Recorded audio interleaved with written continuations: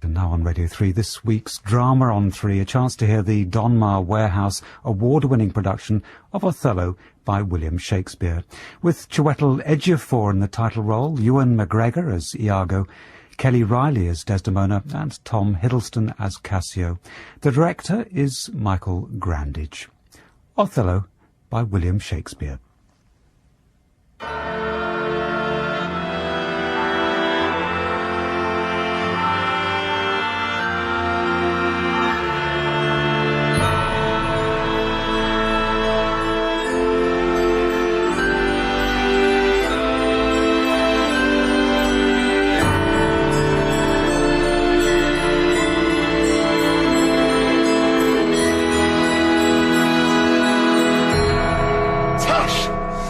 Tell me, I take it much unkindly that thou, Iago, who hast had my purse, as if the strings were thine, shouldst know of this. Blood, but you'll not hear me. If ever I did dream of such a matter, abhor me. Thou toldst me thou didst hold him in thy hate. Despise me if I do not.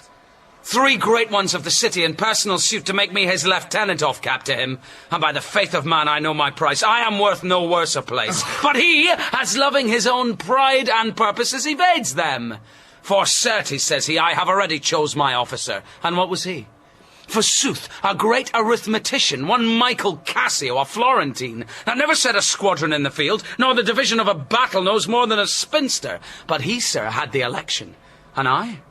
Of whom his eyes had seen the proof at Rhodes, at Cyprus, and on other grounds, Christian and heathen, must be belied and calmed. He in good time must his lieutenant be, and I, God bless the mark, his moorship's ancient. By heaven, I rather would have been his hangman. Why, there's no remedy, 'tis the curse of service.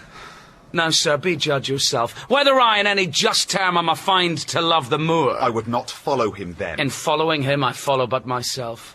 Heaven is my judge, not I for love and duty, but seeming so for my peculiar end. For when my outward action doth demonstrate the native act and figure of my heart in compliment extern, 'tis not long after but I will wear my heart upon my sleeve for daws to peck at. I am not what I am. What a full fortune doth the thick lips owe if he can carry it thus. Call up her father, rouse him, make after him, poison his delight. I'll call aloud. Do with like timorous accent and dire yell, as when by night and negligence the fire is spied in populous cities. What ho, Brabantio! Senor Brabantio, ho! Awake, ho, Brabantio! Thieves, thieves, thieves! Look to your house, your daughter and your bags! Thieves, thieves! What is the reason of this terrible summons? What's the matter there? Senor, is all your family within? Are your doors locked? Why, wherefore ask you this? Sir, you're robbed. For shame, put on your gown. Your heart is burst. You have lost half your soul. Even now, very now, an old black ram is tapping your white to you.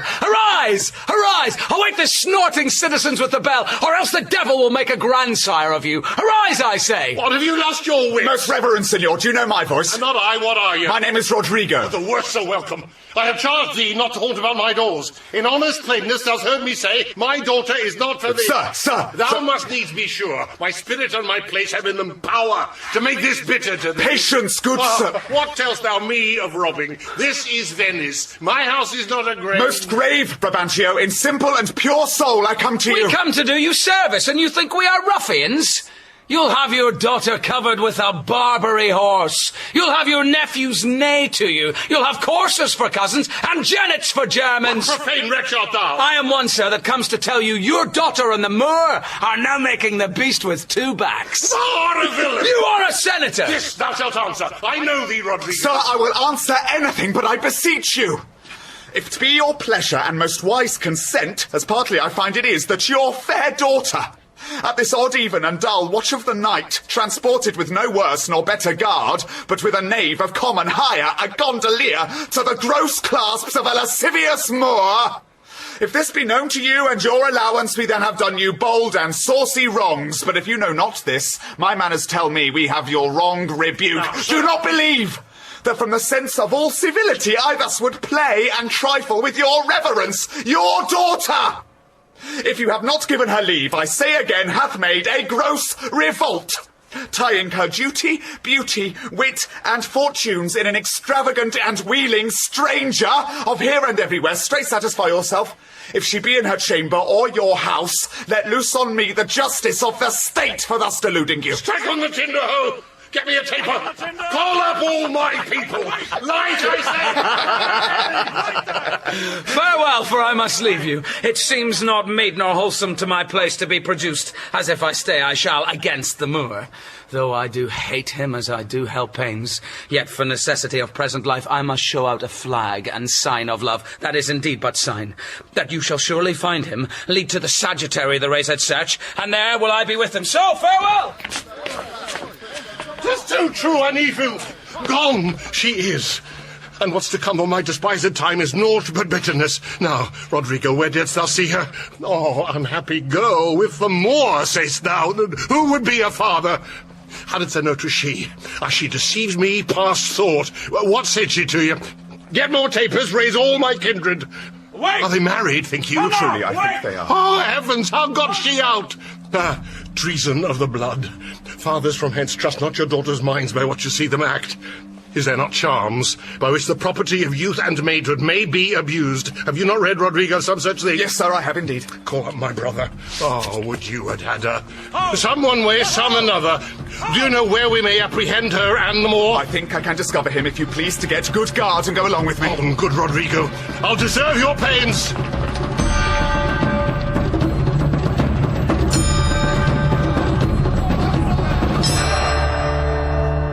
The trade of war I have slain men, yet do I hold it very stuff of the conscience to do no contrived murder. I lack iniquity sometimes to do me service. 9 or 10 times I had thought to have yerked him here under the ribs. 'Tis better as it is. Nay, but he prated and spoke such scurvy and provoking terms against your honour, that with the little godliness I have, I did full hard forbear him.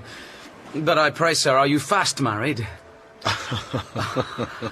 Be assured of this, that the Magnifico is much beloved, and hath in his effect a voice potential as double as the Duke's. He will divorce you, or put upon you what restraint and grievance the law with all his might to enforce it on will give him cable. Let him do his spite.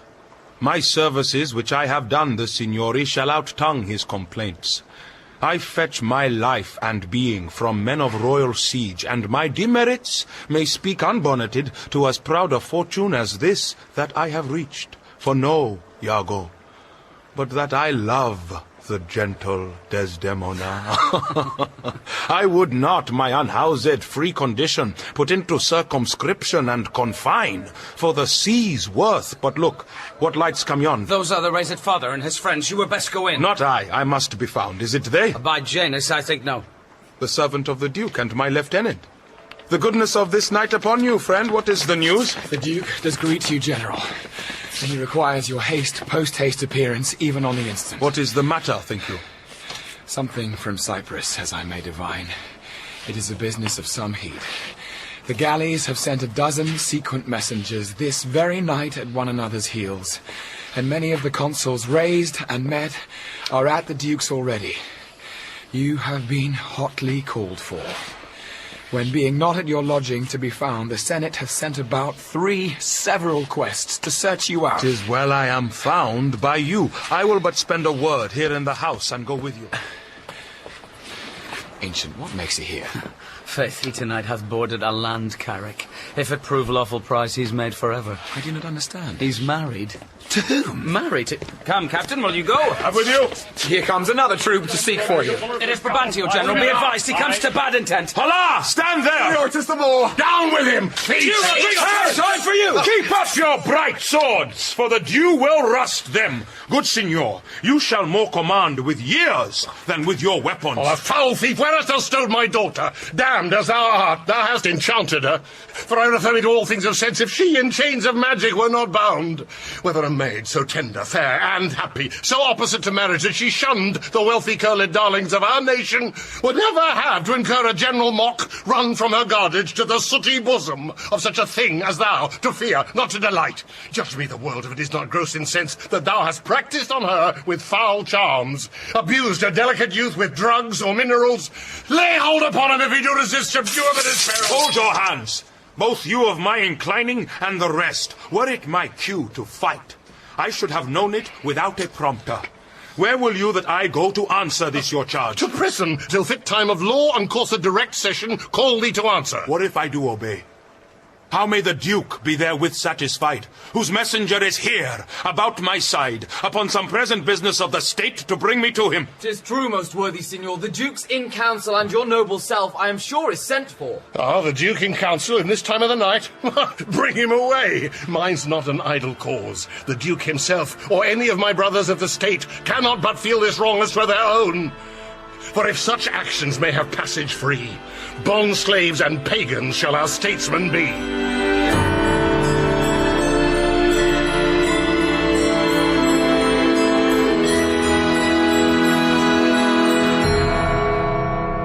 My letters say 107 galleys. And mine 200. But though they jump not on a just account, as in these cases where the aim reports, 'tis oft with difference. Yet do they all confirm a Turkish fleet, and bearing up to Cyprus. A messenger from the galleys. Now, what's the business? The Turkish preparation makes for Rhodes, so as I bid report here to the state. How say you by this change? This cannot be. By no assay of reason, 'tis a pageant, to keep us in false gaze. Nay, in all confidence, he's not for Rhodes. Here is more news. The Ottomites, reverend and gracious, steering with due course towards the Isle of Rhodes, have there enjointed them with an after fleet So I thought. How many, as you guess? of 30 sail. And now they do restem their backward course, bearing with frank appearance their purposes towards Cyprus. Signor Montano, your trusty and most valiant servitor, with his free duty recommends you thus, and prays you to relieve him. 'Tis certain then for Cyprus. Marcus Lussicus, is not he in town? He's now in Florence. Write from us to him, post haste, dispatch. Here comes the valiant Moor. Valiant Othello, we must straight employ you against the general enemy Ottoman. I did not see you. Welcome, gentle signor. We lacked your counsel and your help tonight. So did I yours. Good your grace, pardon me.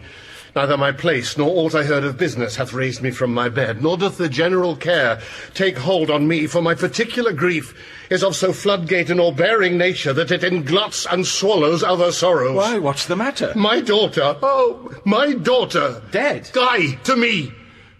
She is abused, stolen from me, and corrupted by spells and medicines bought of mountebanks.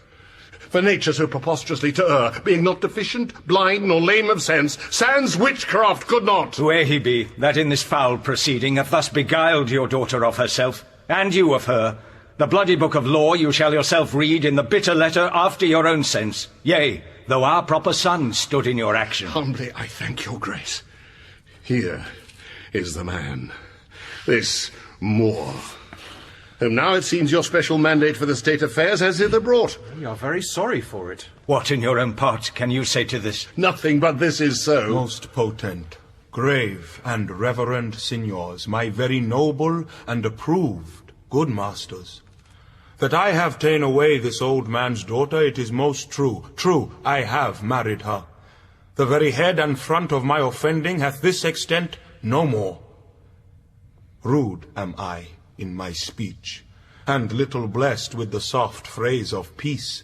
For since these arms of mine had 7 years, pith till now some 9 moons wasted, they have used their dearest action in the tented field, and little of this great world can I speak, more than pertains to feats of broil and battle, and therefore little shall I grace my cause in speaking for myself, yet by your gracious patience I will a round, unvarnished tale deliver of my whole course of love, what drugs, what charms, what conjuration, and what mighty magic. For such proceeding I am charged with all. I won his daughter. A maiden never bold, of spirit so still and quiet that her motion blushed at herself, and she, in spite of nature, of years of country, credit, everything, to fall in love with what she feared to look on.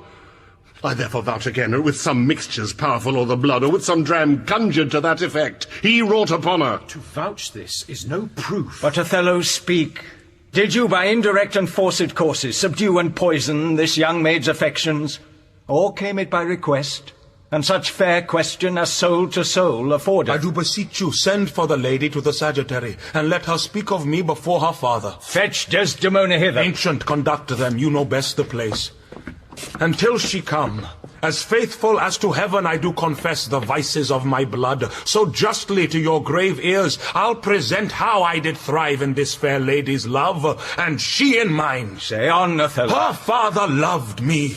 oft invited me, still questioned me the story of my life. From year to year, the battles, sieges, fortunes that I have passed, I ran it through, even from my boyish days to the very moment that he bade me tell it, wherein I spake of most disastrous chances, of moving accidents by flood and field, of hairbreadth scapes in the imminent deadly breach, of being taken by the insolent foe and sold to slavery.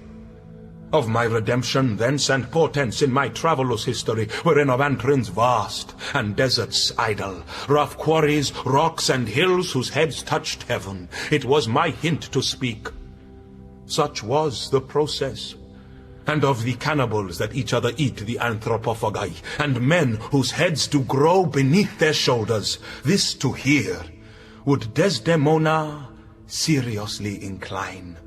But still the house affairs would draw her thence, whichever as she could with haste dispatch, she'd come again, and with a greedy ear devour up my discourse. My story being done, she gave me, for my pains, a world of sighs. She swore, in faith, 'twas strange, 'twas passing strange, 'twas pitiful, 'twas wondrous pitiful. She wished she had not heard it, yet she wished that heaven had made her such a man. She loved me for the dangers I had passed, and I loved her that she did pity them. This only is the witchcraft I have used. Here comes the lady. Let her witness it. I think this tale would win my daughter too. Good Brabantio, take up this mangled matter at the best. Men do their broken weapons rather use than their bare hands. Come hither, gentle mistress. Do you perceive in all this noble company where most you owe obedience? My noble father, I do perceive here a divided duty. To you I am bound for life and education. My life and education both do learn me how to respect you. You are the lord of duty, and I am hitherto your daughter. But here's my husband, and so much duty as my mother showed to you, preferring you before her father, so much I challenge that I may profess due to them more, my lord. God be with you. I have done. Please it your grace, on to the state affairs. I had rather to adopt a child than get it. Come hither, Moor. I here do give thee that with all my heart, which but thou hast already with all my heart I would keep from thee. For your sake, jewel. I'm glad at soul I have no other child. For your escape would teach me tyranny to hang clogs on 'em. I've done, my lord. Let me speak like yourself and lay a sentence, which as agrees or step may help these lovers into your favour. I humbly beseech you, proceed to the affairs of state. The Turk, with the most mighty preparation, makes for Cyprus. Othello, the fortitude of the place is best known to you. Though we have there a substitute of most allowed sufficiency, yet opinion, a sovereign mistress of effects, throws a more safer voice on you. You must therefore be content to slubber the gloss of your new fortunes with this more stubborn and boisterous expedition. The tyrant custom, most grave senators, hath made the flinty and steel couch of war my thrice-driven bed of down. I do agnize a natural and prompt alacrity I find in hardness, and do undertake this present war against the Ottomite. Most humbly, therefore, bending to your state, I crave fit disposition for my wife.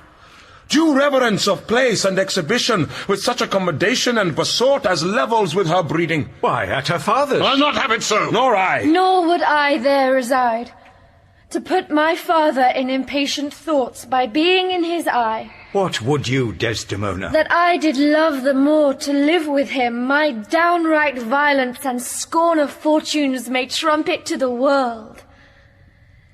If I be left behind, and he go to the war, the rights for which I love him are bereft me, and I a heavy interim shall support by his dear absence.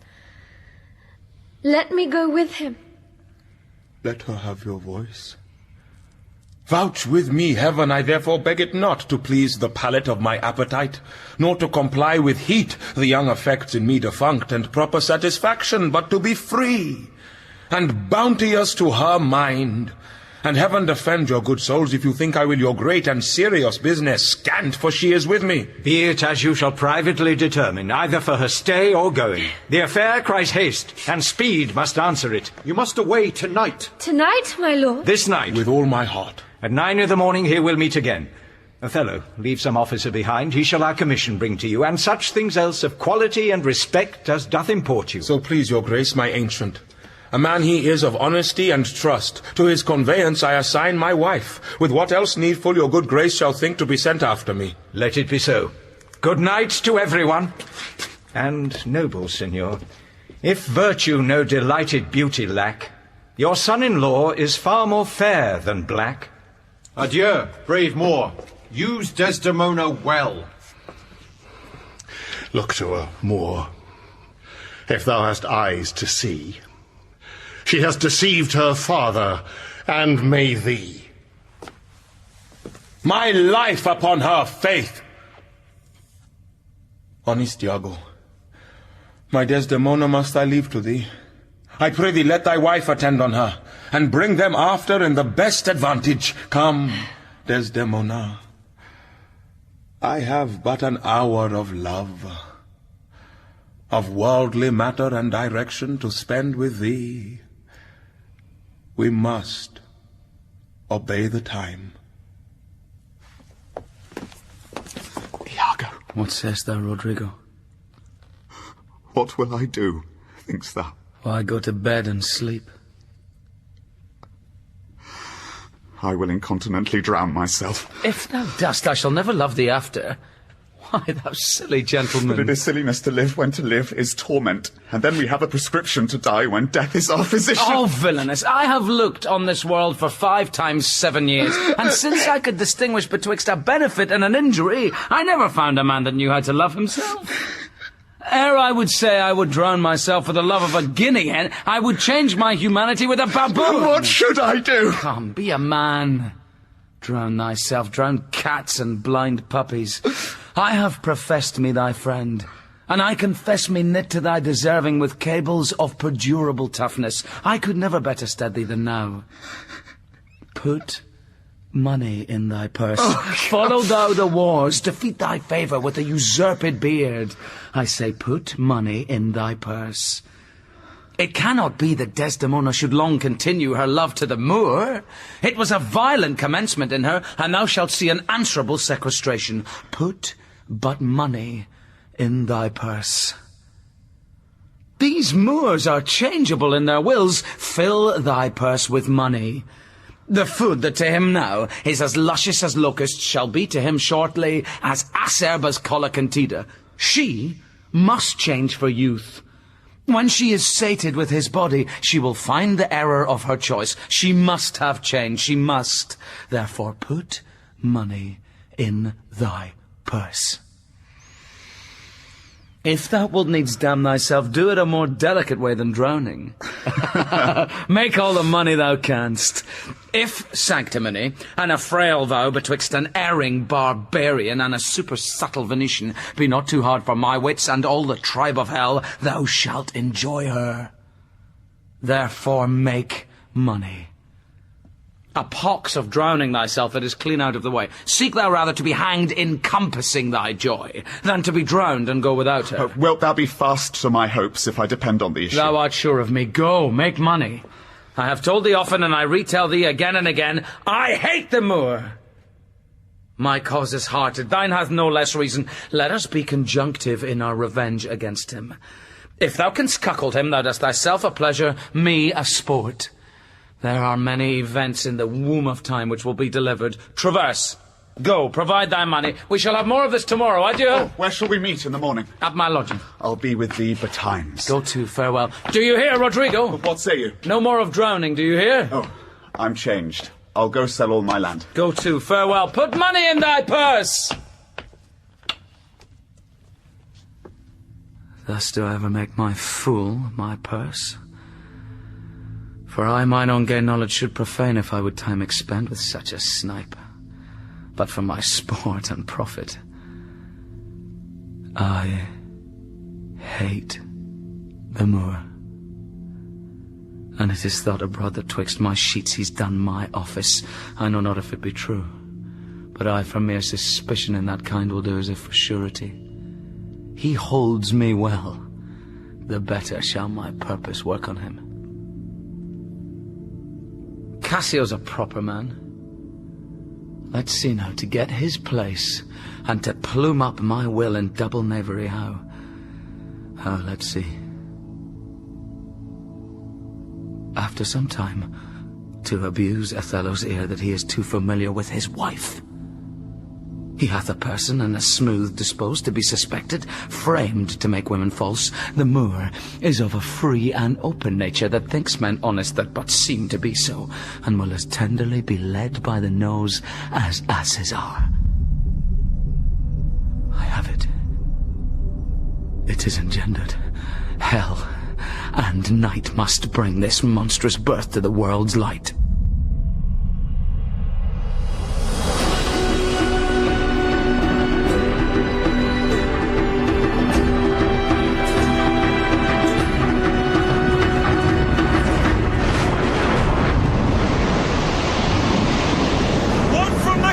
Can you discern at sea? Nothing at all! It's a high-roared flood! I cannot twixt the haven and the main by a sail! Methinks the wind hath spoke aloud at land, a fuller blast ne'er shook our battlements. If it hath ruffianed so upon the sea, what ribs of oak, when mountains melt on them, can hold the mortise? If that the Turkish fleet be not sheltered and embayed, they are drowned. It is impossible they bear it out. News, lads! Our wars are done! The desperate tempest hath so banged the Turks that their designment halts. A noble ship of Venice hath seen a grievous wreck and sufferance on most part of their fleet. How? Is this true? The ship is here put in. A Veronessa, Michael Cassio, lieutenant to the warlike Moor Othello, is come on shore, the Moor himself at sea, and is in full commission here for Cyprus. I'm glad on't. 'Tis a worthy governor. But this same Cassio, though he speak of comfort touching the Turkish loss, yet he looks sadly and prays the Moor be safe, for they were parted with foul and violent tempest. Pray heavens he be, for I have served him, and the man commands like a full soldier. Let's to the seaside! Ho! As well to see the vessel that's come in, as to throw out our eyes for brave Othello. Come, let's do so, for every minute is expectancy of more arriving. Thanks, you the valiant of this warlike isle that so approve the Moor. Oh, let the heavens give him defence against the elements, for I have lost him on a dangerous sea. Is he well shipped? His bark is stoutly timbered, and his pilot a very expert and approved allowance. Therefore my hopes, not surfeited to death, stand in bold cure. What noise? The town is empty! On the brow of the sea stand ranks of people, and they cry, "A sail!" My hopes do shape him for the governor. They do discharge their shot of courtesy! Our friends, at least! I pray you, sir, go forth, and give us truth who it is that is arrived. I shall! The good lieutenant, is your general wived? Most fortunately. He hath achieved a maid that paragons description and wild fame. One that excels the quirks of blazoning pens, and in the essential vesture of creation does tire the engineer.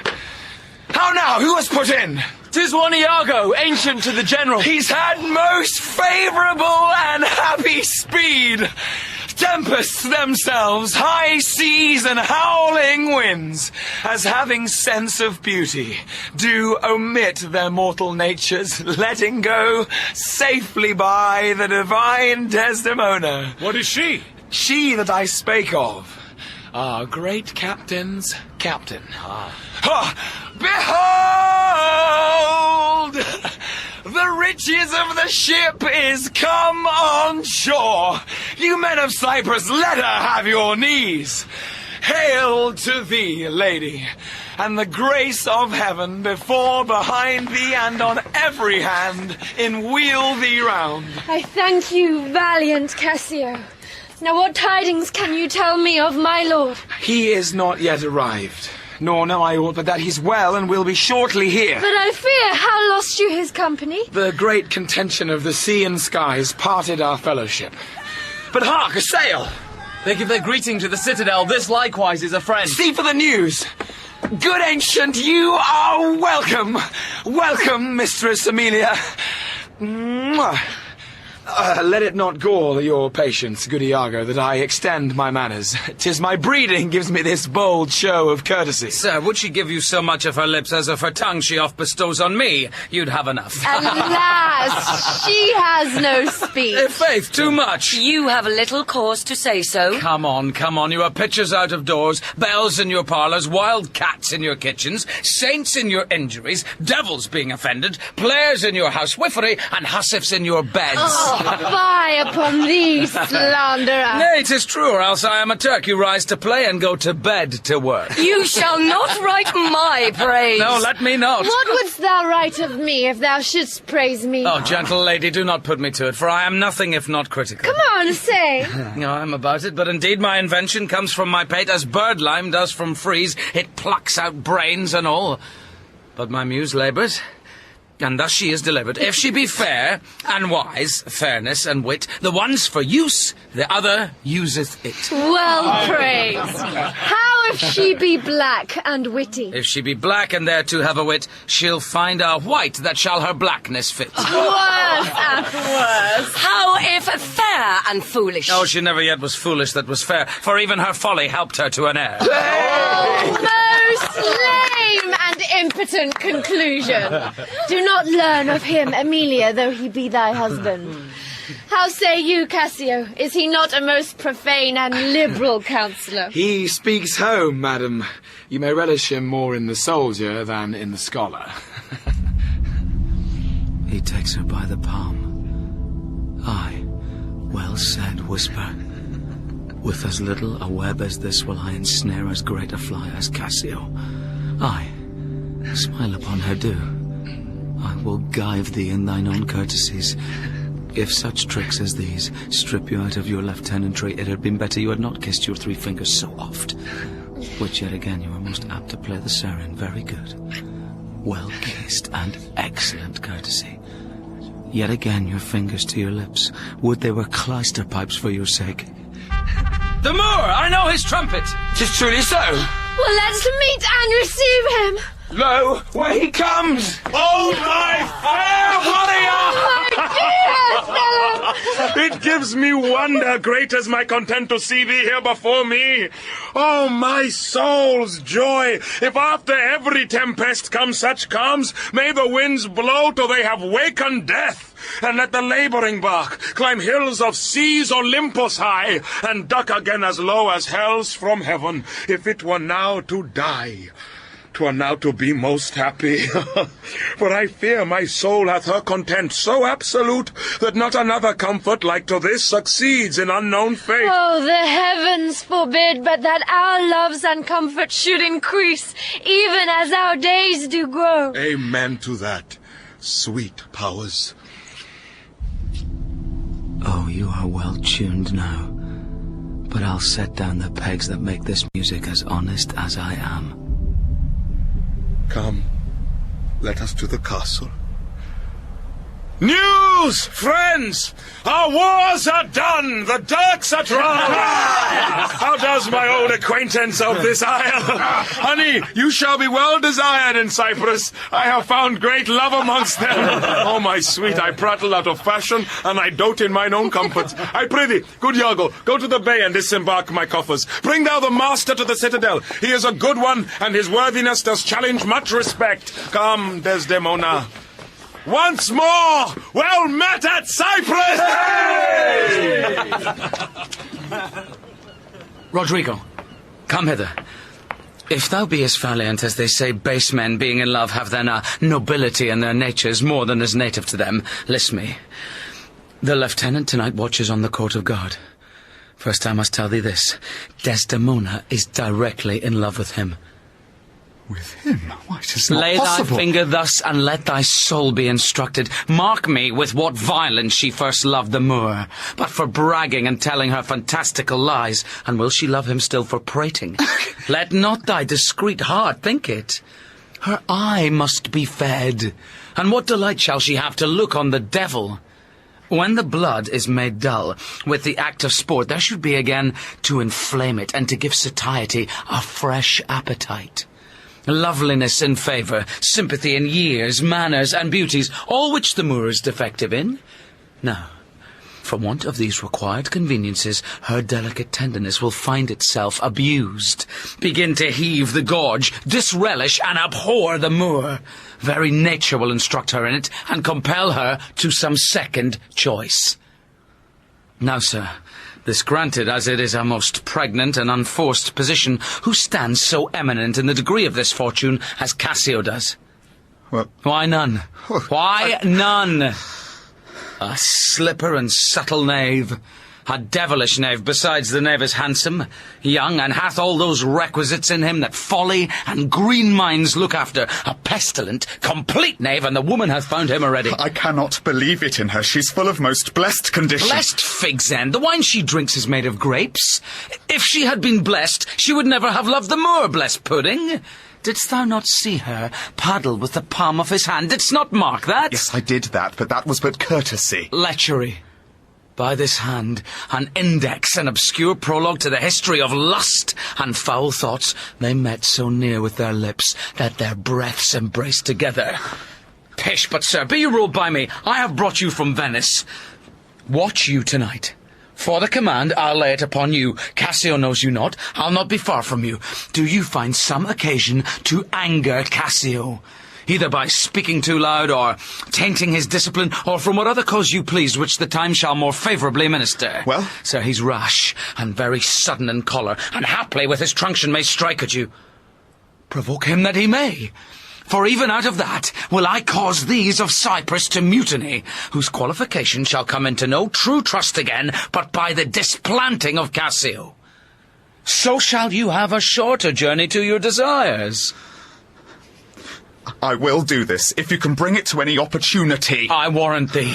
Meet me by and by at the citadel. I must fetch his necessaries ashore. Farewell. Adieu. If this poor trash of Venice, whom I trash for his quick hunting, stand the putting on, I'll have our Michael Cassio on the hip. Abuse him to the Moor in the rank garb, for I fear Cassio with my nightcap too. Make the Moor thank me.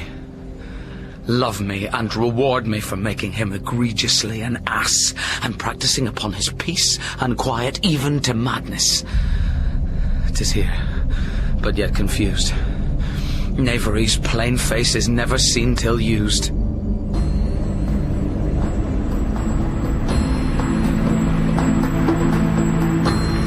It is Othello's pleasure, our noble and valiant general, that upon certain tidings now arrived, importing the mere perdition of the Turkish fleet, every man put himself into triumph, some to dance, some to make bonfires, each man to what sport and revels his addiction leads him. For besides these beneficial news, it is the celebration of his nuptial. So much was his pleasure should be proclaimed. All offices are open, and there is full liberty of feasting from this present hour of 5 till the bell have tolled 11. Heaven bless the Isle of Cyprus and our noble general Othello!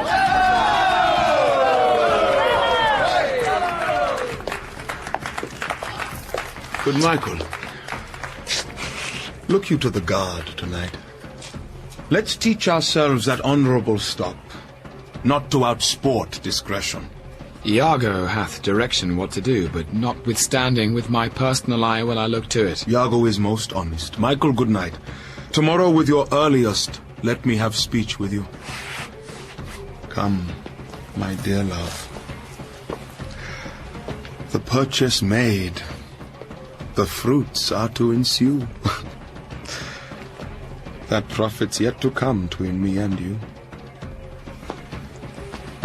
Good night. Lieutenant. Welcome, Iago. We must to the watch. Not this hour, Lieutenant. 'Tis not yet 10 o'clock. Our general cast us thus early for the love of his Desdemona, whom let us not therefore blame. He has not yet made wanton the night with her, and she is sport for Jove. She's a most exquisite lady. Then I'll warrant her full of game. Indeed. She's a most fresh and delicate creature. And what an eye she has. Methinks it sounds a parley to provocation. An inviting eye, and yet methinks right modest. And when she speaks, is it not an alarum to love? She is indeed perfection. Well, happiness to their sheets. Come, Lieutenant, I have a stoup of wine, and here without are a brace of Cyprus gallants, who would fain have a measure to the health of Black Othello. Not tonight, good Iago. I have very poor and unhappy brains for drinking. I could well wish courtesy would invent some other custom of entertainment. But 1 cup, I'll drink for you. I have drunk but 1 cup tonight, and that was craftily qualified too, and behold what innovation it makes. Here, I am unfortunate in the infirmity, and I dare not task my weakness with any more. What, man? 'Tis a night of revels. The gallants desire it. Where are they? Here at the door. I pray you call them in. I'll do it. But it dislikes me. If I can fasten but 1 cup upon him, with that which he hath drunk tonight already, he'll be as full of quarrel and offence as my young mistress' dog. Now, my sick fool Rodrigo, whom love hath turned almost the wrong side out, to Desdemona hath tonight caroused potations pottle deep, and he's to watch. 3 else of Cyprus, noble swelling spirits that hold their honours in a wary distance, the very elements of this warlike isle, have I tonight flustered with flowing cups, and they watch too. Now, amongst this flock of drunkards am I to put our Cassio in some action that may offend the isle. But here they come. If consequence do but approve my dream, my boat sails freely both with wind and stream. Oh, God! They have given me a rouse already. Good faith, a little one. Not past a pint as I'm a soldier. Some wine, oh! Aye, some wine! Let me the cannikin clink. Clink! Oh, let me the cannikin clink. Our soldiers are men. Oh, man's life's but a span. Why then let a soldier drink straight? For God, an excellent song. I learnt in England, where indeed they are most potent in potting. Your Dane, your German, and your swag-bellied Hollander, drink-ho, are nothing to your English. Is your Englishman so exquisite in his drinking? Why, he drinks you with facility, your Dane dead drunk. He sweats not to overthrow your Almain. He gives your Hollander a vomit ere the next pottle can be filled. To the health of our general! I am for it, Lieutenant, and I'll do you justice. Oh, sweet England! King Stephen was an unworthy peer. His riches cost him but a crown. He held them sixpence all too dear. Without he called that tale aloud. He was a warrior of high renown, and thou art but of low degree. 'Tis pride that pulls the country down. So take thine old cloak about thee. For God, this is a more exquisite song than the other. Will you hear it again? No, for I hold him to be unworthy of his place that does those things. Well, gods above all, and there be souls must be saved, and there be souls must not be saved. It's true, good lieutenant. For mine own part, no offence to the general, nor any man of quality, I hope to be saved. And so do I too, lieutenant. Aye, but by your leave, not before me. The lieutenant is to be saved before the ancient.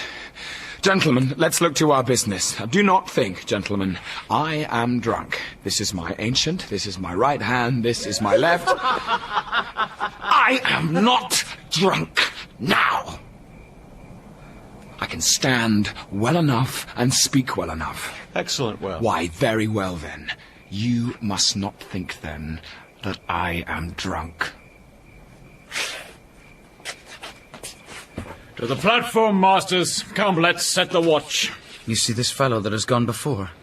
He is a soldier fit to stand by Caesar and give direction, and do but see his vice. 'Tis to his virtue a just equinox, the one as long as the other. 'Tis pity of him.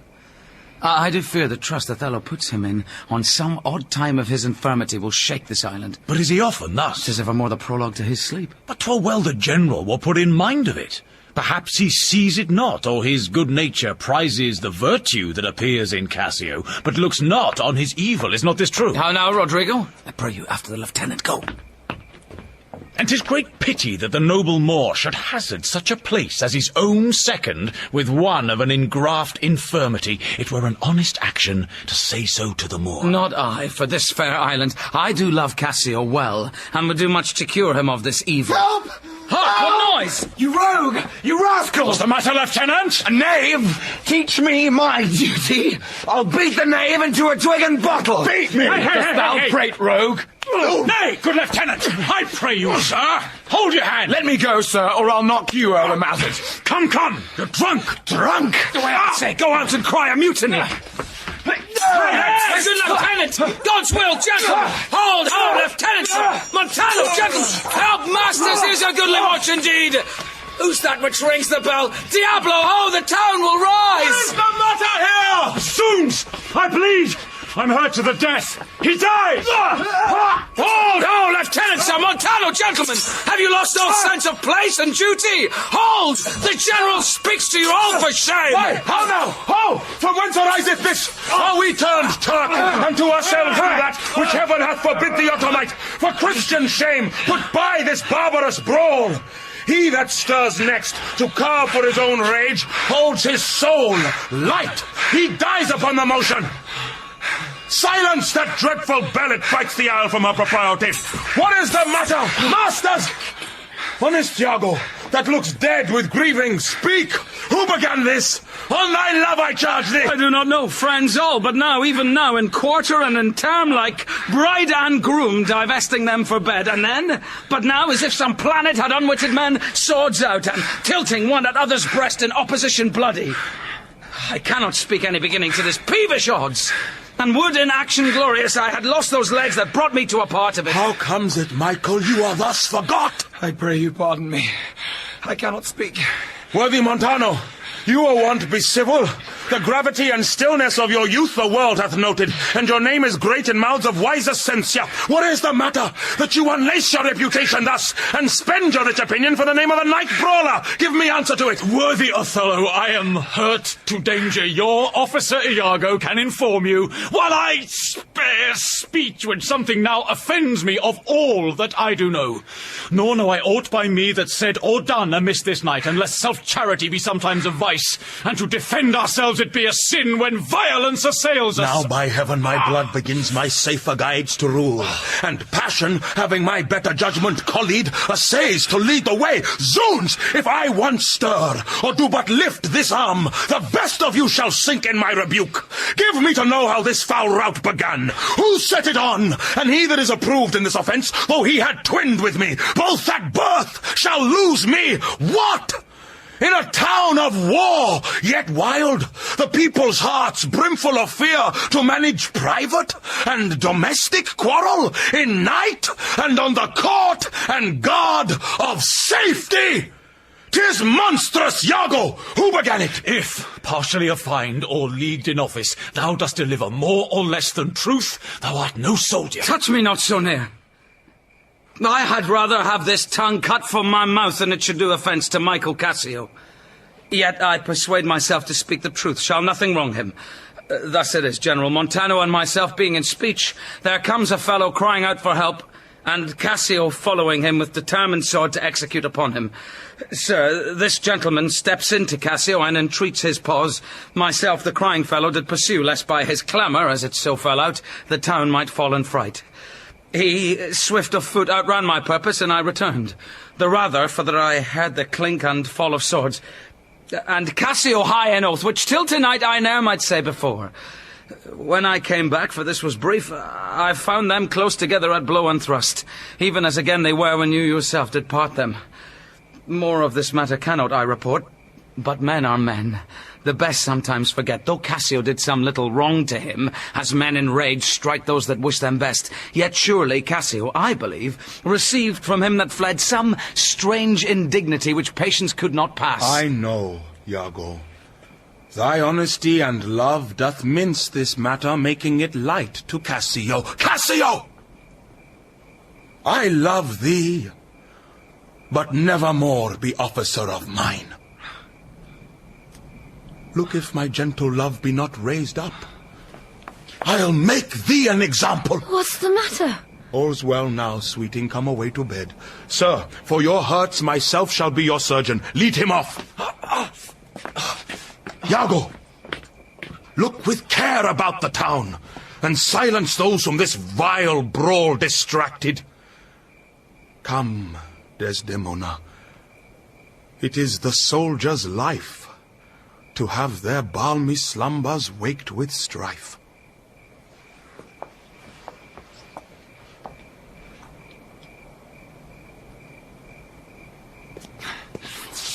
What are you hurt, Lieutenant?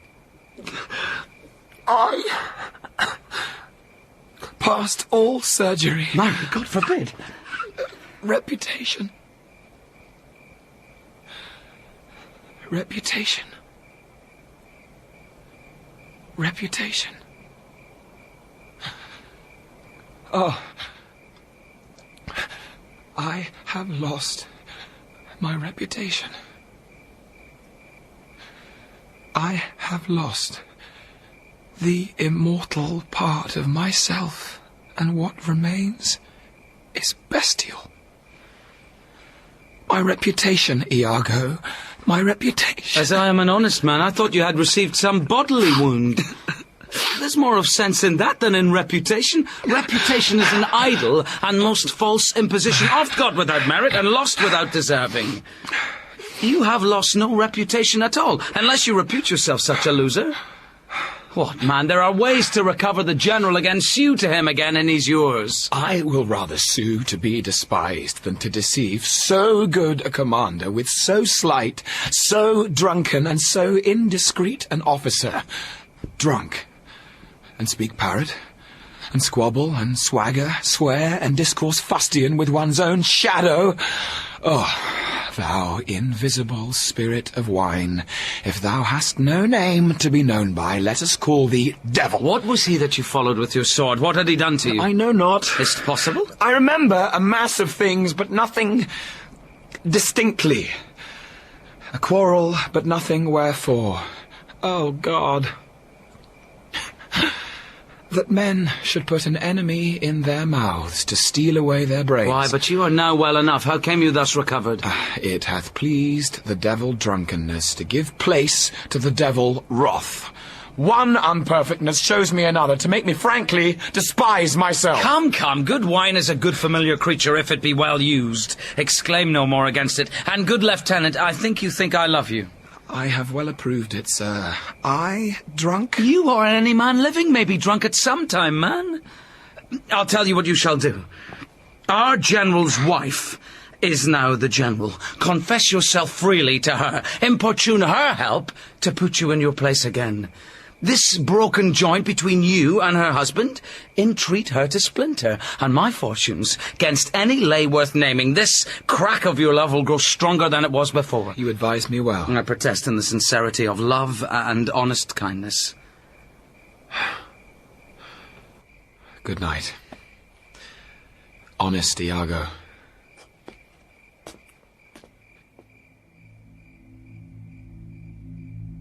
And what's he then that says I play the villain? When this advice is free I give, and honest, probable to thinking, and indeed the course to win the moor again. For 'tis most easy the inclining Desdemona to subdue in any honest suit. She's framed as fruitful as the free elements, and then, for her to win the moor, were it to renounce his baptism, all seals and symbols of redeemed sin, his soul is so enfettered to her love that she may make, unmake, do what she list, even as her appetite shall play the god with his weak function. How am I then a villain? To counsel Cassio to this parallel course directly to his good. Divinity of hell. When devils will the blackest sins put on, they do suggest at first with heavenly shows, as I do now, and by how much she strives to do him good, she will undo her credit with the Moor. So will I turn her virtue into pitch, and out of her own goodness make the net that shall enmesh them all. How now, Rodrigo? My money is almost spent. I have been tonight exceedingly well cudgelled, and I think the issue will be I shall have so much experience for my pains, and so with no money at all, and a little more wit, return again to Venice. How poor are they that have not patience? Does not go well? Cassio hath beaten thee, and thou by that small hurt hath cashiered Cassio. Content thyself a while. By the mass 'tis morning. Pleasure and action make the hours seem short. Retire thee. Go where thou art billeted. Away, I say, thou shalt no more hereafter. Nay, get thee gone!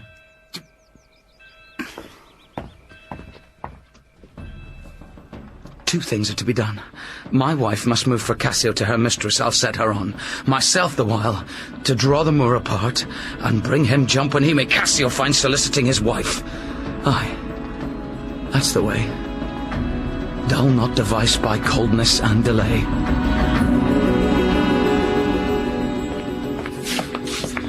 In happy time, Iago. You have not been abed, then? Why, no. The day had broke before we parted. I have made bold, Iago, to send in to your wife. My suit to her is that she will to virtuous Desdemona procure me some access. I'll send her to you presently, and I'll devise a mean to draw the Moor out of the way, that your converse and business may be more free. I humbly thank you for it. I never knew a Florentine more kind and honest. Good morrow, good lieutenant. I am sorry for your displeasure, but all will sure be well. The general and his wife are talking of it, and she speaks for you stoutly. The Moor replies that he you hurt is of great fame in Cyprus and great affinity, and that in wholesome wisdom he might not but refuse you. But he protests he loves you, and needs no other suitor but his likings to take the safest occasion by the front to bring you in again. Yet I beseech you, if you think fit, or that it may be done, give me advantage of some brief discourse with Desdemona alone. Oh, pray you, come in. I will bestow you where you shall have time to speak your bosom freely. I am much bound to you. These letters give, Iago, to the pilot, and by him do my duties to the Senate. That done, I shall be walking on the works. Repair there to me. Well, my good lord, I'll do it. This fortification, gentlemen, shall we see it? We'll wait upon your lordship.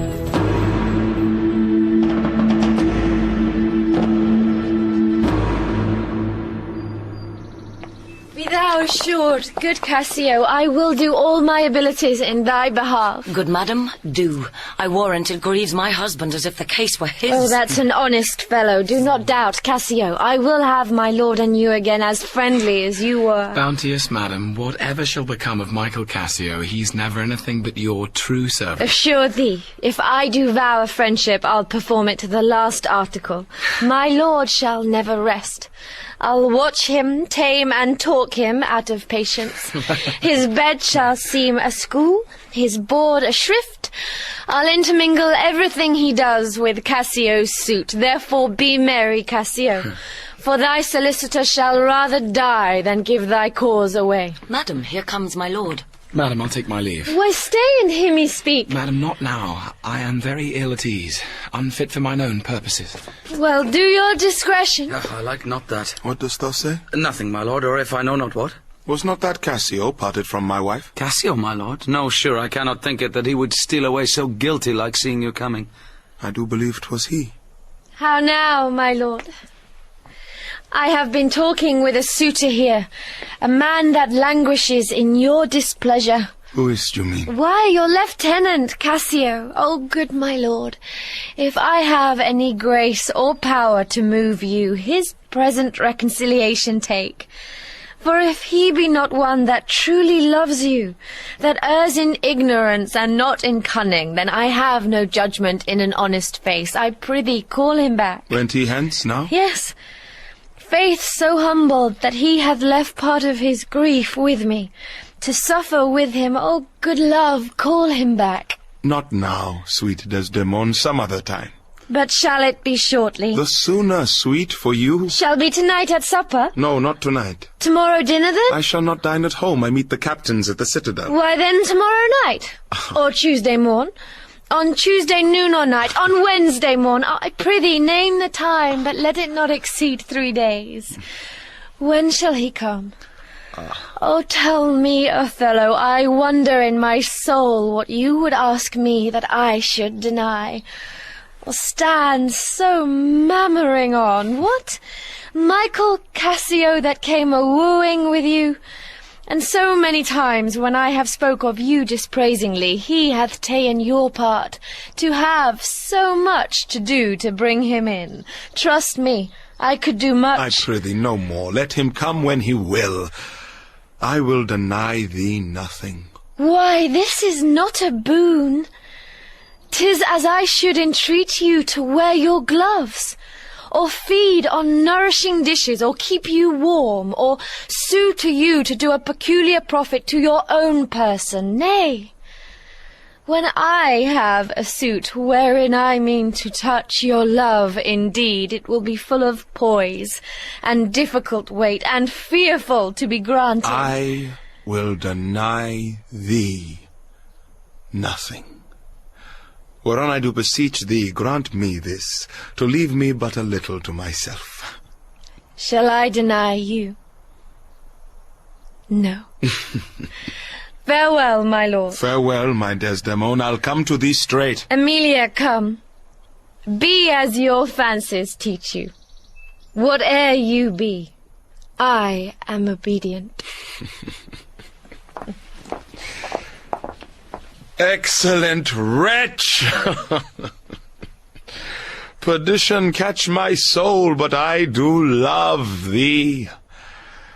And when I love thee not, oh, chaos is come again.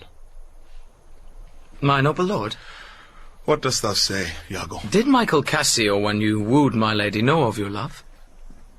He did, from first to last. Why dost thou ask? But for a satisfaction of my thought, no further harm. But why of thy thought, Iago? I did not think he had been acquainted with her. Oh, yes. And went between us very oft. Indeed. Indeed? Aye, indeed. Discernest thou aught in that? Is he not honest? Honest, my lord. Honest, aye, honest. My lord, for aught I know. What dost thou think? Think, my lord. Think, my lord. By heaven, he echoes me. As if there were some monster in his thoughts, too hideous to be shown. Thou dost mean something. I heard thee say even now, thou likest not that, when Cassio left my wife. What didst not like?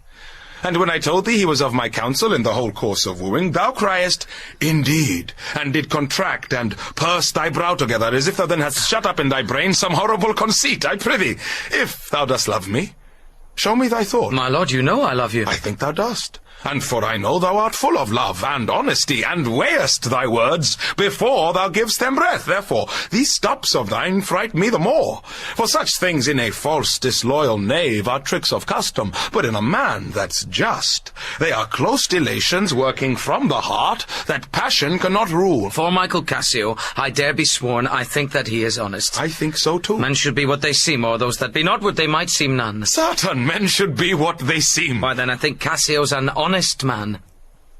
Nay, yet there's more in this. I prithee, speak to me as to thy thinkings, as thou dost ruminate, and give thy worst of thoughts the worst of words. Good my lord, pardon me. Though I am bound to every act of duty, I am not bound to that all slaves are free to utter my thoughts. Why say they are vile and false, as where's that palace whereunto foul things sometimes intrude not? Who has a breast so pure, but some uncleanly apprehensions keep leets and laudes, and in session sit with meditations lawful? Thou dost conspire against thy friend, Iago, if thou but thinkest him wronged, and makest his ear a stranger to thy thoughts. I do beseech you, though I perchance am vicious in my guess, as I confess it is my nature's plague to spy into abuses, and oft my jealousy shapes faults that are not, that your wisdom from one who so imperfectly conceits would take no notice, nor build yourself a trouble out of his scattering and unsure observance. It were not for your quiet, nor your good, nor for my manhood, honesty, and wisdom to let you know my thoughts. What dost thou mean? Good name, in man and woman, dear my lord, is the immediate jewel of their soul. Who steals my purse steals trash. 'Tis something, nothing 'twas mine, 'tis his, and has been slave to thousands. But he that filches from me my good name robs me of that which not enriches him, and makes me poor indeed. By heaven, I'll know thy thoughts. You cannot if my heart were in your hand, nor shall not whilst 'tis in my custody. Ha! Oh, beware, my lord, of jealousy. It is the green-eyed monster which doth mock the meat it feeds on. That cuckold lives in bliss, who, certain of his fate, loves not his wronger. But oh, what damned minutes tells he o'er, who dotes, yet doubts, suspects, yet strongly loves. Oh. Misery. Poor and content is rich and rich enough, but riches fineless is as poor as winter to him that ever fears he shall be poor.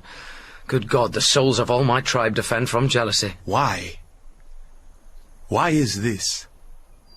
Thinkest thou I'd make a life of jealousy?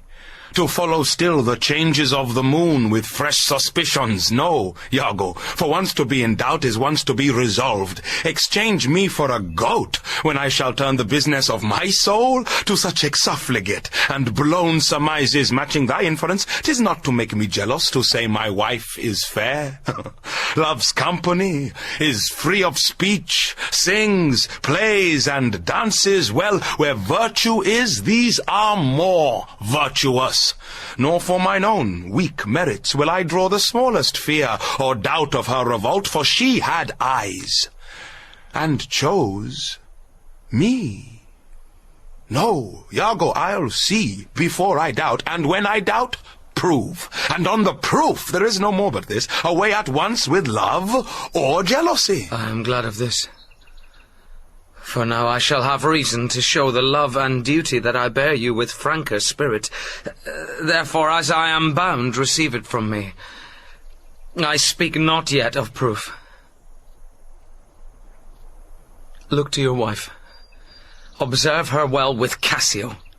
Were your eye thus, not jealous nor secure, I would not have your free and noble nature out of self-bounty be abused. Look to it. I know our country disposition well. In Venice they do let God see the pranks they dare not show their husbands. Their best conscience is not to leave it undone, but keep it unknown. Dost thou say so? She did deceive her father marrying you. And when she seemed to shake and fear your looks, she loved them most. And so she did? Why, go to then. She that so young could give out such a seeming to seal her father's eyes up, close as oak, he thought 'twas witchcraft. But I am much to blame. I humbly do beseech you of your pardon for too much loving you. I am bound to thee forever. I see this hath a little dashed your spirits. Not a jot. Not a jot. Faith, I fear it has. I hope you will consider what is spoke comes from my love. But I do see you're moved. I am to pray you not to strain my speech to grosser issue, nor to larger reach than to suspicion. I will not. Should you do so, my lord, my speech should fall into such vile success as my thoughts aimed not at. Cassio's my worthy friend. My lord, I see you're moved. No. Not much moved. I do not think but Desdemona's honest. Long live she so, and long live you to think so. And yet, how nature erring from itself? Aye, there's the point. As, to be bold with you, not to affect many proposed matches of her own clime, complexion, and degree, whereto we see in all things nature tends. For one may smell in such a will most rank foul disproportions, thoughts unnatural. But pardon me, I do not in position distinctly speak of her, though I may fear her will, recoiling to her better judgment, may fall to match you with her country forms, and happily repent. Farewell. Farewell. If more thou dost perceive, let me know more. Set on thy wife to observe. Leave me, Iago. My lord, I take my leave.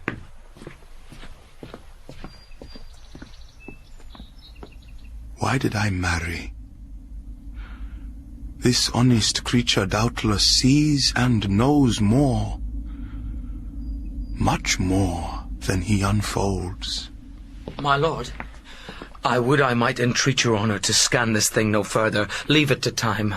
Although 'tis fit that Cassio have his place, for sure he fills it up with great ability. Yet if you please to hold him off a while, you shall by that perceive him and his means. Note, if your lady strain his entertainment with any strong or vehement importunity, much will be seen in that.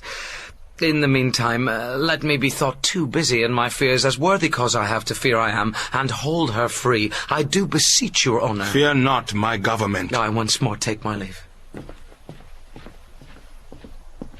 This fellow's of exceeding honesty, and knows all qualities with a learned spirit of human dealings.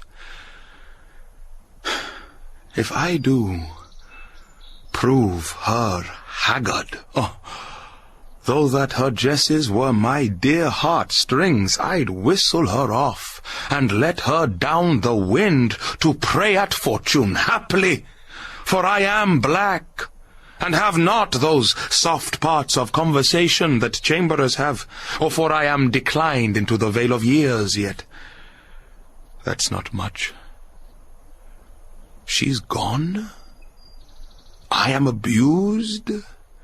And my relief must be to loathe her. Oh, curse of marriage, that we can call these delicate creatures ours, and not their appetites. I had rather be a toad, and live upon the vapour of a dungeon, than keep a corner in the thing I love for others' uses.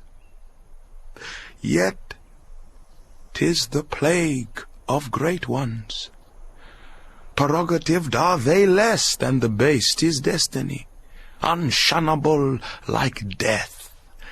Even then this forked plague is fated to us, when we do quicken.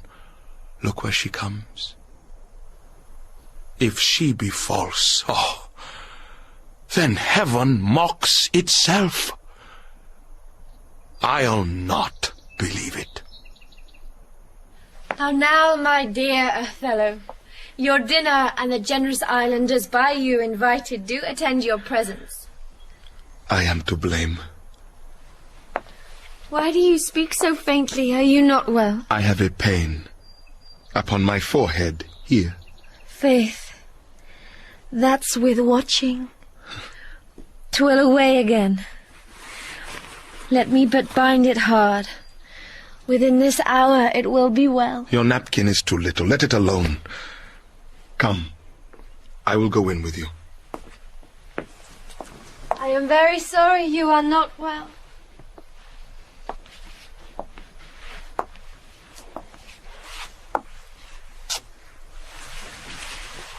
I am glad I have found this napkin. This was her first remembrance from the moor.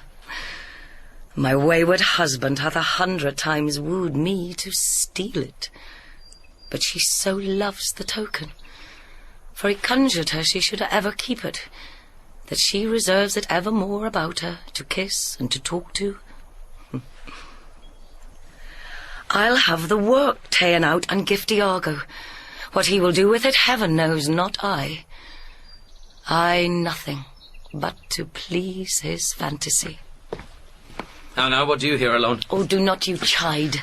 I have a thing for you. You have a thing for me. It is a common thing to have a foolish wife. Oh, is that all? What will you give me now for that same handkerchief? What handkerchief? What handkerchief? Why, that which the Moor first gave to Desdemona. That which so often you did bid me steal. Has stolen it from her? No, faith. She let it drop by negligence, and to the advantage, I being here, took it up. Look, here it is. A good wench, give it me. What will you do with it, that you have been so earnest to have me filch it? Why, what's that to you? If it be not for some purpose of import, or give it me again. Poor lady, she'll run mad when she shall lack it. Be not acknowledged, I have use for it. Go, leave me.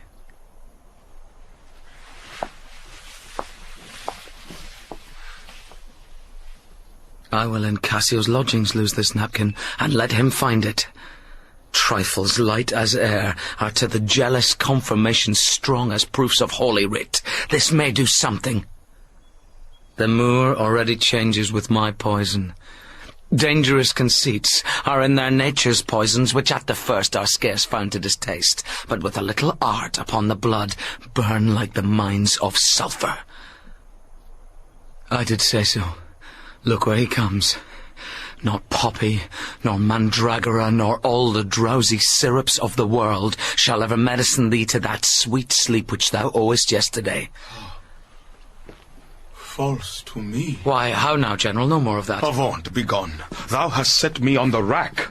I swear 'tis better to be much abused than but to know it a little. How now, my lord? What sense had I of her stolen hours of lust? I saw it not, thought it not, it harmed not me. I slept the next night well, fed well, was free and merry. I found not Cassio's kisses on her lips. He that is robbed, not wanting what is stolen, let him not know it, and he's not robbed at all. I'm sorry to hear this. I had been happy if the general camp, pioneers and all, had tasted her sweet body, so I had nothing known.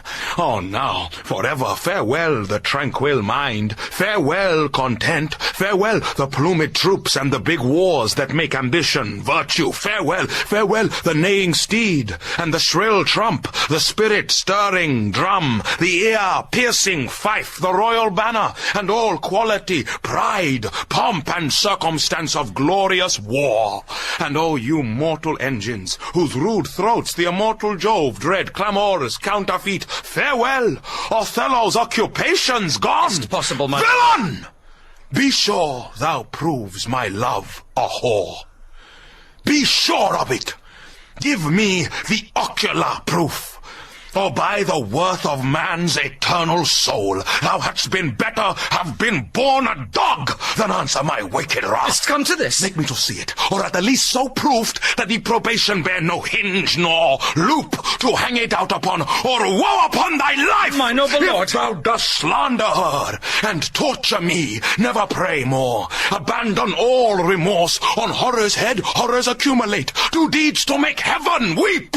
All earth amazed. For nothing canst thou to damnation add greater than that! Oh, grace! Oh, heaven forgive me! Are you a man? Have you a soul or sense? God buy you, take mine office! Oh, wretched fool that loves to make thine honesty a vice! Oh, monstrous world, take note! Take note, O world! To be direct and honest is not safe! I thank you for this profit, and from hence I'll love no friend, sith love breeds such offence! Nay! Stay! Thou shouldst be honest. I should be wise, for honesty's a fool and loses that it works for. By the world, I think my wife be honest, and think she is not. I think thou art just, and think thou art not. I'll have some proof. Her name, that was as fresh as Dian's visage, is now begrimed and black as mine own face. If there be cords, or knives, poison, or fire, or suffocating streams, I'll not endure it. Would I was satisfied. I see, sir, you are eaten up with passion. I do repent me that I put it to you. You would be satisfied. Would? Nay, I will. And may, but how? How satisfied, my lord? Would you, the supervisor, grossly gape on, behold her topped? Death and damnation. It were a tedious difficulty, I think, to bring them to that prospect. Damn them, then, if ever mortal eyes do see them bolster more than their own. What then? How then? What shall I say? Where's satisfaction? It is impossible you should see this. Were they as prime as goats, as hot as monkeys, as salt as wolves in pride, and fools as gross as ignorance made drunk? But yet, I say, if imputation and strong circumstances which lead directly to the door of truth will give you satisfaction, you may have it. Give me a living reason she's disloyal. I do not like the office. But sith I am entered in this cause thus far, pricked to it by foolish honesty and love, I will go on. I lay with Cassio lately, and being troubled with a raging tooth, I could not sleep. There are a kind of men so loose of soul that in their sleeps will mutter their affairs. One of this kind is Cassio. In sleep, I heard him say, "Sweet Desdemona, let us be wary, let us hide our loves." And then so would he gripe and wring my hand, cry, "Oh, sweet creature," and then kiss me, hard, as if he plucked up kisses by the roots that grew upon my lips, lay his leg o'er my thigh, and sigh, and kiss, and then cry, "Cursed fate that gave thee to the moor." Oh, monstrous. Monstrous. Nay, this was but his dream. But this denoted a foregone conclusion. 'Tis a shrewd doubt, though it be but a dream, and this may help to thicken other proofs that do demonstrate thinly. I'll tear her all to pieces. Nay, but be wise, yet we see nothing done. She may be honest yet.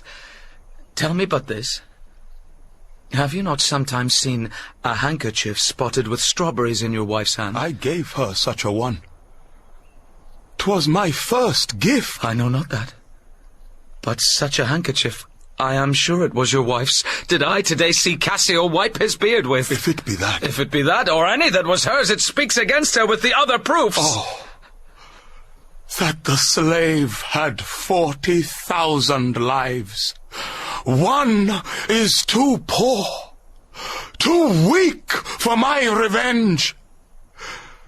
Now do I see. It is true. Look here, Iago. All my fond love thus do I blow to heaven. It is gone.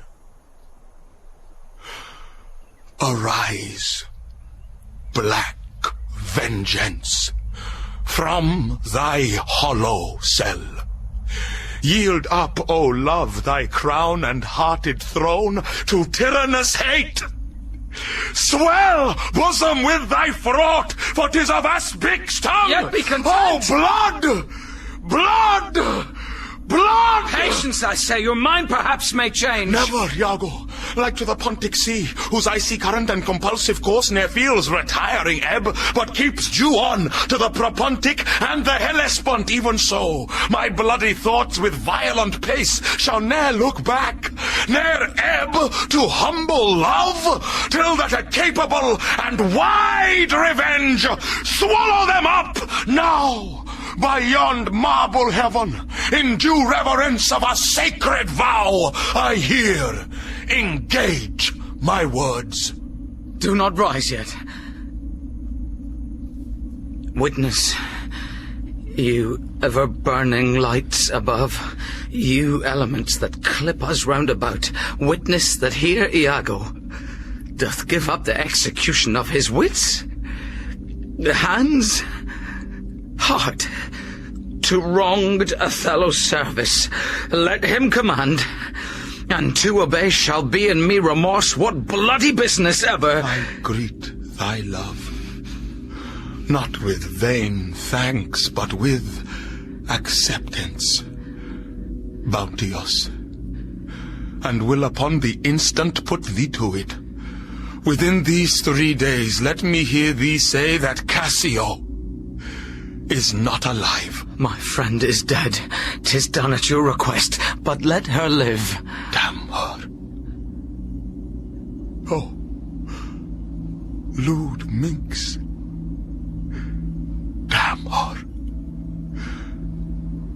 Damn her. Come, go with me apart. I will withdraw to furnish me of some swift means of death for the fair devil. Now art thou my lieutenant. I am your own, forever.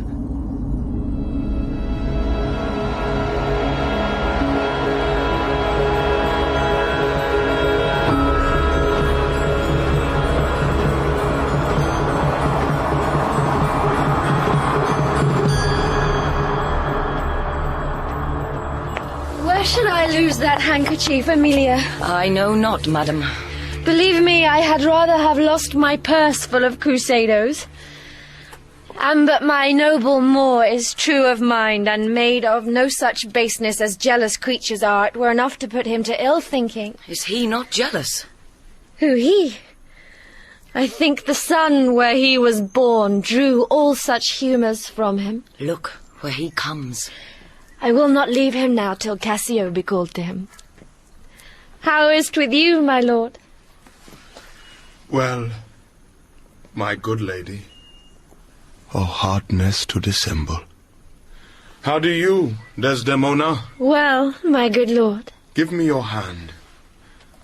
This hand is moist, my lady. It yet hath felt no age, nor known no sorrow. This argues fruitfulness and liberal heart. Hot and moist.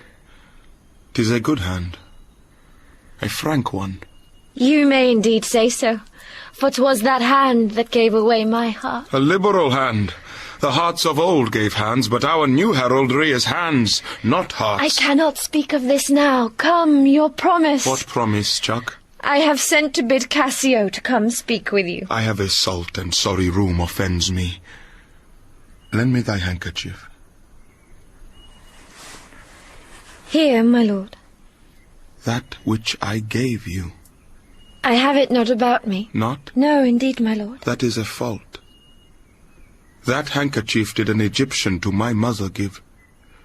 She was a charmer, and could almost read the thoughts of people. She told her, while she kept it, 'twould make her amiable, and subdue my father entirely to her love. But if she lost it, or made gift of it, my father's eye should hold her loathed, and his spirit should hunt after new fancies. She, dying, gave it me, and bid me, when my fate would have me wive, to give it her. I did so, and take heed on it.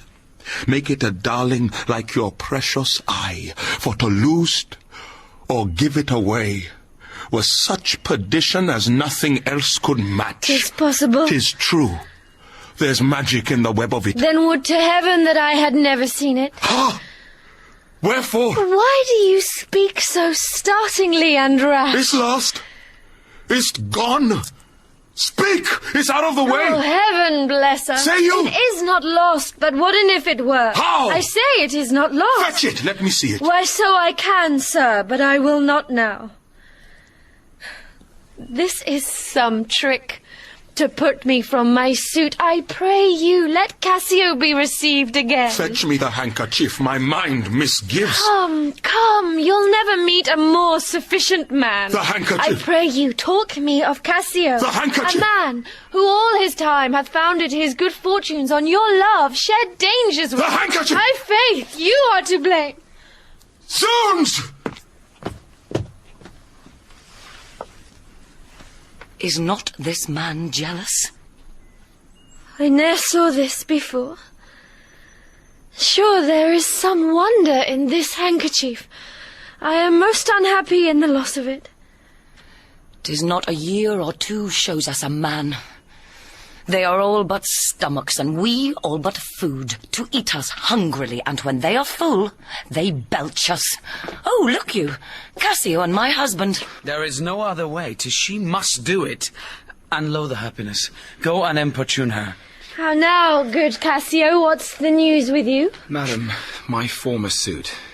I do beseech you that by your virtuous means I may again exist, and be a member of his love, whom I, with all the office of my heart, entirely honour. Alas, thrice gentle Cassio, my advocation is now not in tune.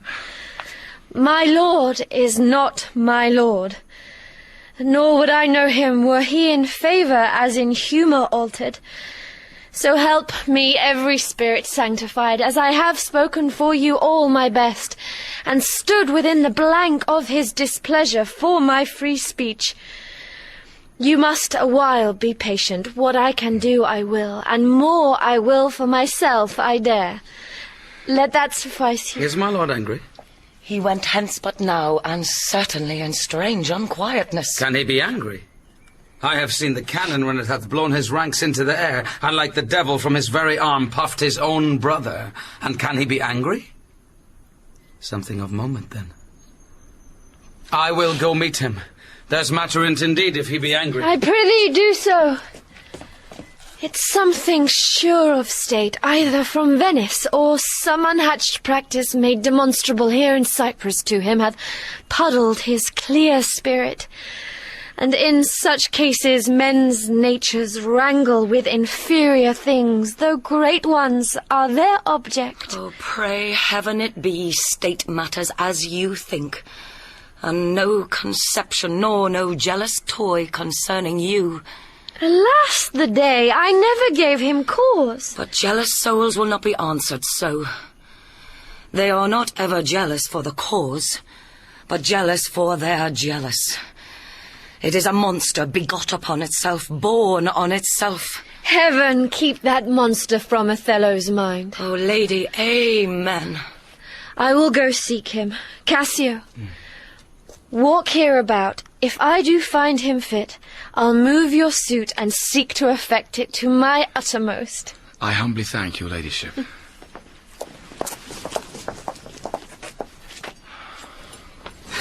Save you, friend, Cassio. What make you from home? How is't with you, my most fair Bianca? Faith, sweet love, I was coming to your house. And I was going to your lodging, Cassio. What? Keep a week away? 7 days and nights. 8 hours. And lovers' absent hours. More tedious than the dial 8 times. Oh, weary reckoning. Pardon me, Bianca. I have this while with leaden thoughts been pressed, but I shall in a more continuate time strike off this score of absence. Sweet Bianca, take me this work out. Oh, Cassio, whence came this handkerchief?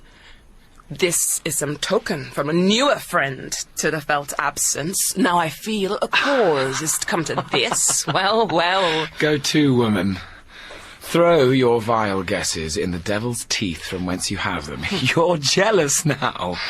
That this is from some mistress, some remembrance. No, by my faith, Bianca. Why, whose is it? I know not neither. I found it in my chamber. I like the work well, and ere it be demanded, as like enough it will, I'd have it copied. Take it, and do it, and leave me for this time. Well, I pray you bring me on the way a little, and say if I shall see you soon at night. 'Tis but a little way that I can bring you, for I attend here, but I'll see you soon.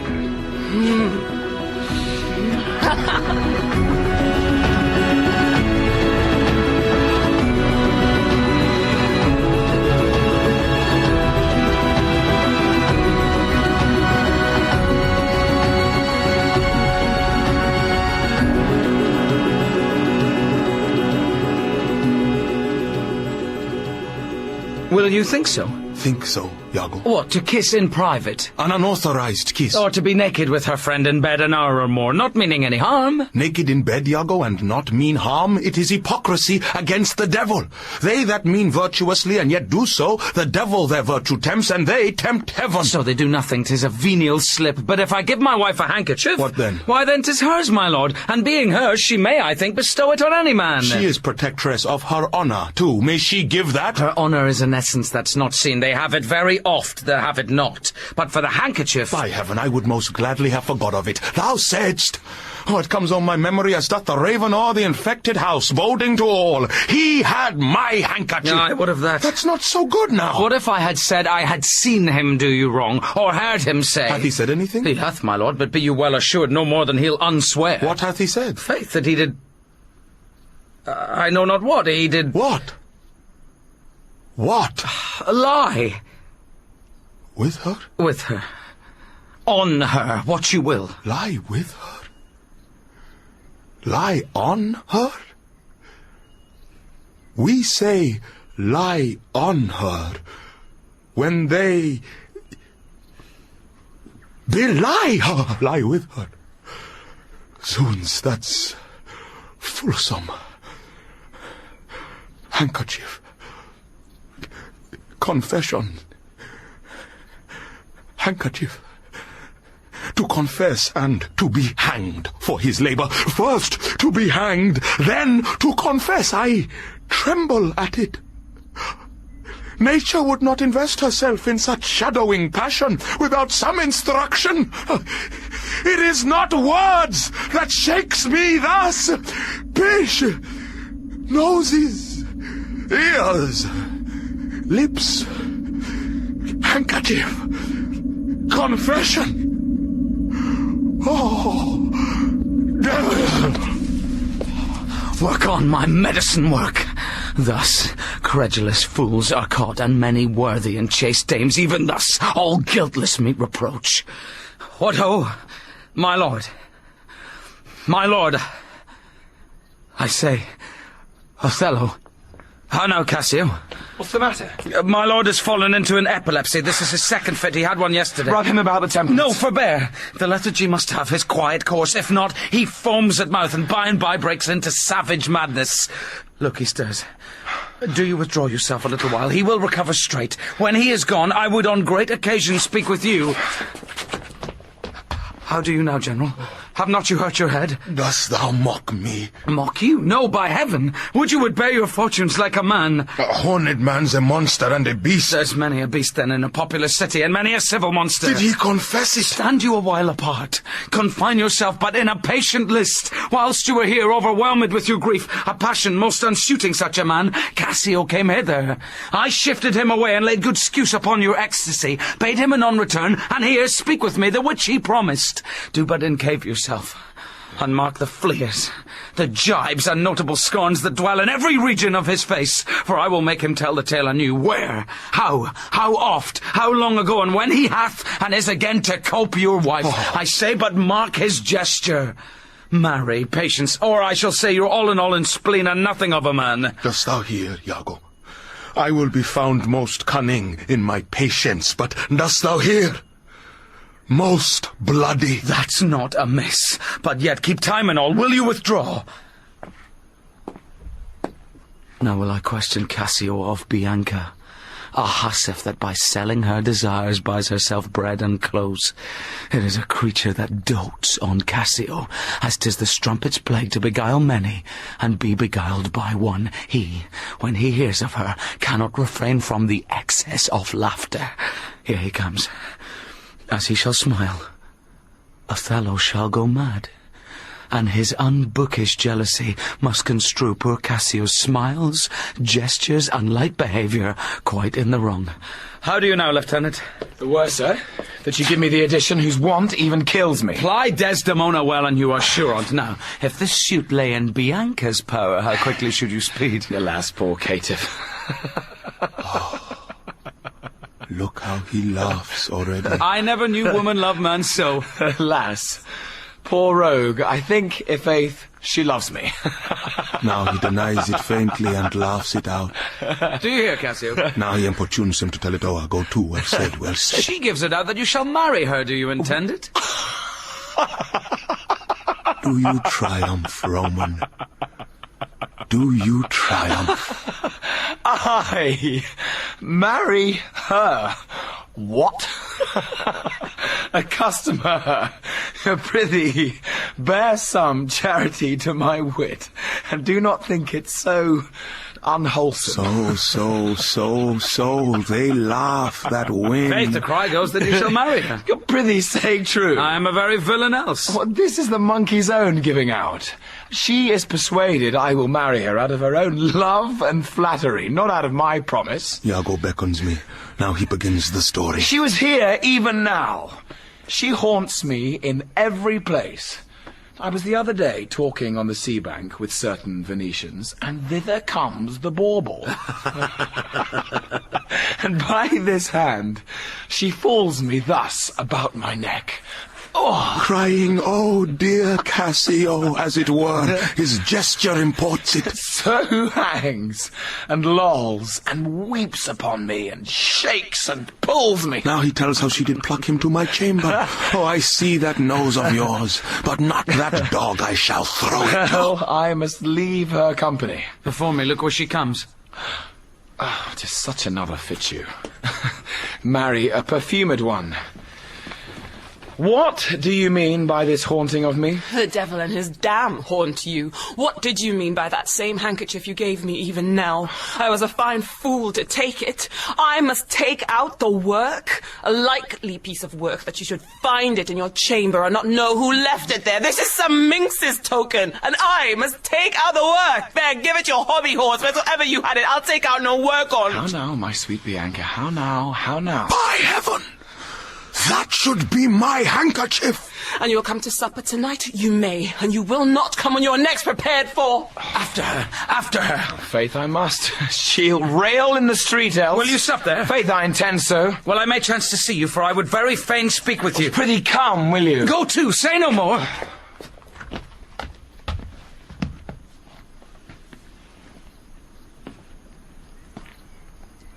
How shall I murder him, Iago? Did you perceive how he laughed at his vice? Oh, Iago. And did you see the handkerchief? Was that mine? Yours, by this hand. And to see how he prizes the foolish woman, your wife. She gave it him, and he hath given it his whore! I would have him 9 years a-killing. A fine woman. A fair woman. A sweet woman. Now you must forget that. I let her rot and perish and be damned tonight, for she shall not live. No, the world hath not a sweeter creature. She might lie by an emperor's side and command him to us. Nay, that's not your Hang right. her, I do but say what she is, but yet the pity of it, Iago. Oh, Iago. The pity of it. Iago. If you are so fond over her iniquity, give her patent to offend. For if it touch not you, it comes near nobody. I will chop her into messes! Cuckold me! No, that's fouler. With mine officer! That's fouler! Get me some poison, Iago, this night. I'll not expostulate with her, lest her body and beauty unprovide my mind again. This night, Iago! Do it not with poison. Strangle her. In her bed. Even the bed she hath contaminated. Good. Good. The justice of it pleases. Very good.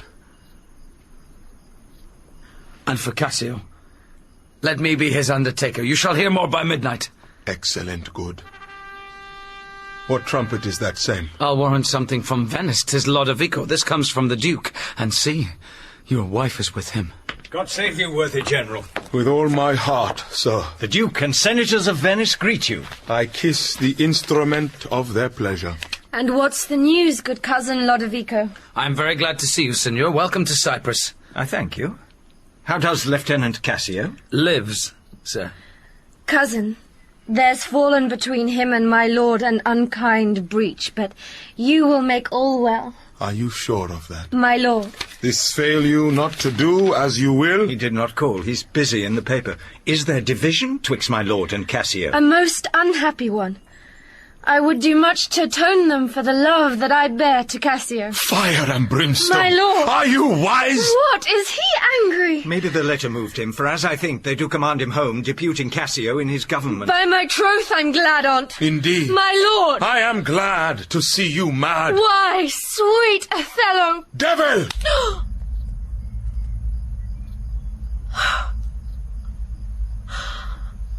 I have not deserved this. My lord, this would not be believed in Venice, though I should swear I saw it. 'Tis very much. Make her amends, she weeps. Oh, devil. Devil.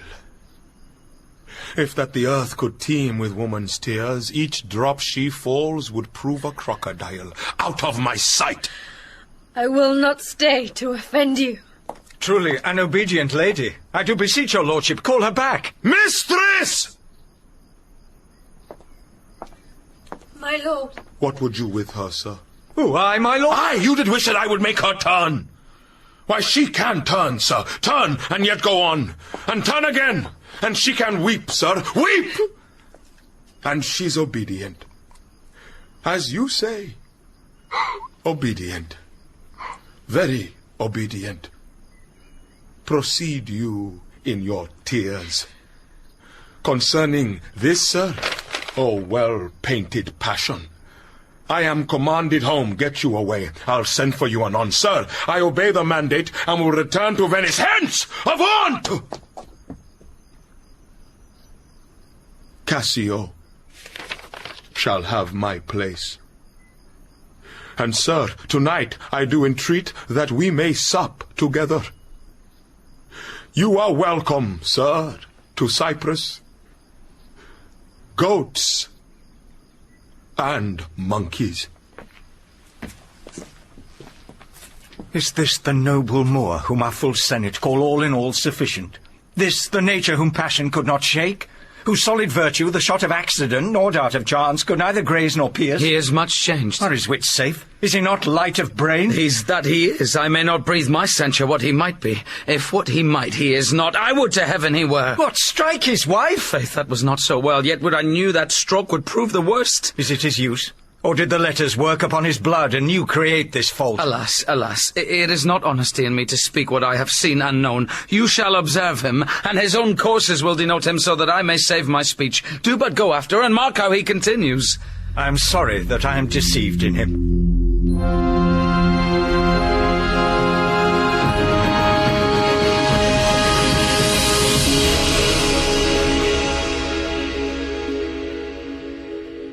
You have seen nothing, then? Nor ever heard, nor ever did suspect. Yes, you have seen Cassio and she together. But then I saw no harm. And then I heard each syllable that breath made up between them. What, did they never whisper? Never, my lord. Nor send you out of the way? Never. To fetch her fan, her gloves, her mask, nor nothing? Never, my lord. That's strange. I durst, my lord, to wager she is honest. Lay down my soul at stake. If you think other, remove your thought, it doth abuse your bosom. If any wretch have put this in your head, let heaven requite it with the serpent's curse. For if she be not honest, chaste and true, there's no man happy. The purest of their wives is foul as slander. Bid her come hither. Go.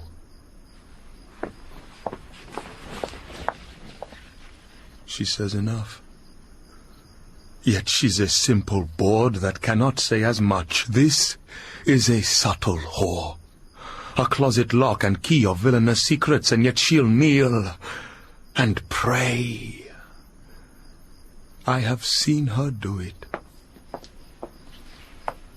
My lord, what is your will? Pray, Chuck, come hither. What is your pleasure? Let me see your eyes. Look in my face. What horrible fancy is this? Some of your function, mistress. Leave procreates alone and shut the door. Cough or cry hem if anybody come. Your mystery. Your mystery, nay, dispatch.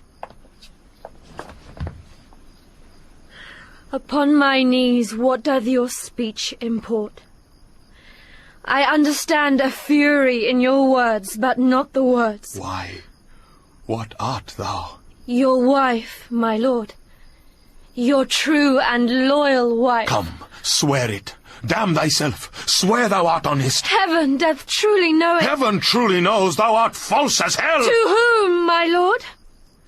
With whom? How am I false? Oh, Desdemona. Away. Away. Away. Oh, alas, the heavy day. Why do you weep? Am I the motive of these tears, my lord? If haply you, my father, do suspect an instrument of this your calling back, lay not your blame on me. If you have lost him, why, I have lost him too. Had it pleased heaven to try me with affliction, had they rained all kinds of sores and shames on my bare head, steeped me in poverty to the very lips, given to captivity me and my utmost hopes, I should have found in some place of my soul a drop of patience. But alas, to make me a fixed figure for the time of scorn, to point his slow and moving finger at, yet could I bear that too. Well, very well. But there, where I have garnered up my heart, where either I must live or bear no life, the fountain from the which my current runs, or else dries up, to be discarded thence, or kept as a cistern for foul toads to knot and gender in turn thy complexion there. Patience, thou young and rose-lipped cherubin, I hear. Look grim as hell. I hope my noble lord esteems me honest. Oh, aye, as summer flies that in the shambles quicken even with blowing. Wouldst thou hadst ne'er been born! Alas, what ignorant sin have I committed? Was this fair paper, this most goodly book, made to write whore upon? What committed?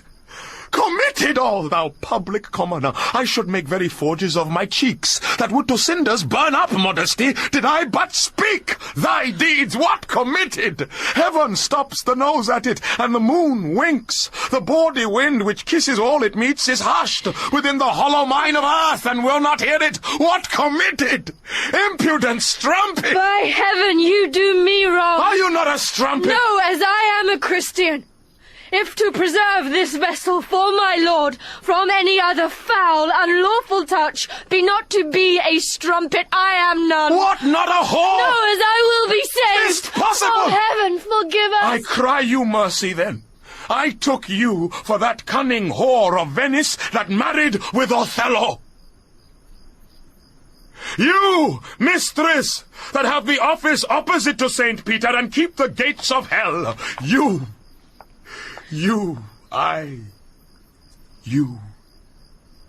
We have done our course. There's money for your pains. I pray you, turn the key and keep our counsel. Alas, what does this gentleman conceive? How do you, madam? How do you, my good lady? Faith, half asleep. Good madam, what's the matter with my lord? With whom? Why, with my lord, madam. Who is thy lord? He that is yours, sweet lady. I have none. Do not talk to me, Emilia. I cannot weep. No answers have I none but what should go by water. Prithee, tonight lay on my bed my wedding sheets, remember? And call thy husband hither. Here's a change indeed. 'Tis meet I should be used so. 'Tis very meet.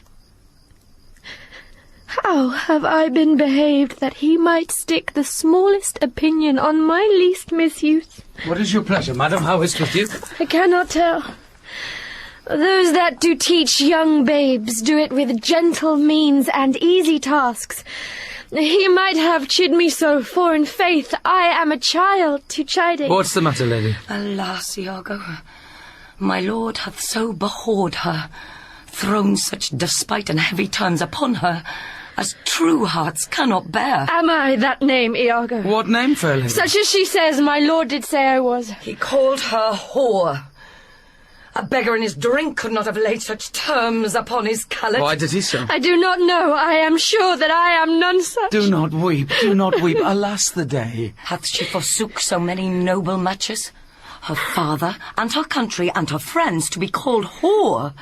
Would it not make one weep? It is my wretched fortune. Beshrew him for it. How comes this trick upon him? Nay, heaven doth know. I will be hanged if some eternal villain, some busy and insinuating rogue, some cossying slave to get some office, have not devised this slander. I'll be hanged else. Fie, there is no such man. It is impossible. If any such there be, heaven pardon him. A halter pardon him, and hell gnaw his bones. Why should he call her whore? Who keeps her company? What place? What time? What form? What likelihood? The Moor's abused by some most villainous knave, some base notorious knave, some scurvy fellow. Oh, heaven, that such companions thou dost unfold, and put in every honest hand a whip to lash the rascals naked through the world, even from the east to the west. Speak within doors. Oh, fie upon them! Was some such squire he was, that turned your wit the seamy side without, and made you to suspect me with the Moor? You are a fool, go to. Oh, good Iago, what shall I do to win my lord again? Oh, good friend, go to him, for by this light of heaven I know not how I lost him. Here I knew. If e'er my will did trespass against his love, either in discourse of thought or actual deed, or that mine eyes, mine ears or any sense delighted them in any other form, or that I do not yet and ever did, and ever will. Though he do shake me off to beggarly divorcement, love him dearly. Comfort, forswear me. Hark, how these instruments summon to supper. The messengers of Venice stay the meat. Go in, and weep not. All things shall be well. How now, Rodrigo? I do not find that thou dealst justly with me. What, in the contrary? I will indeed no longer endure it, nor am I yet persuaded to put up in peace what already I have foolishly suffered. Will you hear me, Rodrigo? Faith, I have heard too much, for your words and performances are no kin together. You charge me most unjustly. With naught but truth, I've wasted myself out of my means. The jewels you have had from me to deliver to Desdemona would half have corrupted a votarist. You've told me she hath received them, and delivered me expectations and comforts of sudden respect and acquaintance, but I find none. Well, go to. Very well. Very well. Go to. I cannot go to, man, nor 'tis not very well. By this hand I think it is scurvy, and begin to find myself fopped in it. Very well. I tell you, 'tis not very well. I will make myself known to Desdemona. If she will return me my jewels, I will give o'er my suit, and repent my unlawful solicitation. If not, assure yourself I will seek satisfaction of you. You have said now? Oh, I, and said nothing but what I protest intentment of doing. Why, now I see there's metal in thee, and even from this instant do build on thee a better opinion than ever before. Give me thy hand, Rodrigo.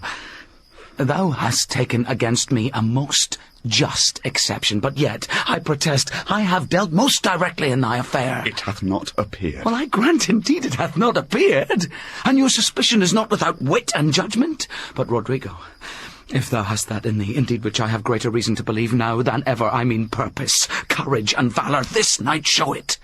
If thou, the next night following, enjoy not Desdemona, take me from this world with treachery, and devise engines for my life. Well, what is it? Is it within reason and compass? Sir, there is a special commission come from Venice to depute Cassio in Othello's place. Is that true? Why then, Othello and Desdemona return again to Venice. Oh no, he goes into Mauritania, and takes away with him the fair Desdemona, unless his abode be lingered here by some accident, wherein none can be so determinate as the removing of Cassio. How do you mean removing of him? Why, making him incapable of Othello's place. Knocking out his brains. And that you would have me to do? Aye, if you dare do yourself a profit and a right. He sups tonight with a harlotry, thither will I go to him. He knows not yet of his honourable fortune. If you will watch his going thence, which I will fashion to fall out between 12 and 1, you may take him at your pleasure. I will be near to second your attempt, and he shall fall between us. Come, stand not amazed at it, but go along with me. I will show you such a necessity in his death, that you shall think yourself bound to put it on him. It is now nigh supper time, and the night grows to waste about it. I will hear further reason for this. And you shall be satisfied.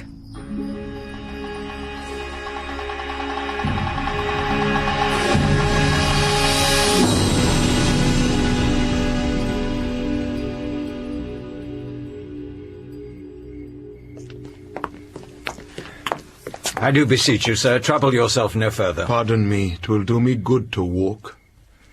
Madam, good night. I humbly thank your ladyship. Your honour is most welcome. Will you walk, sir?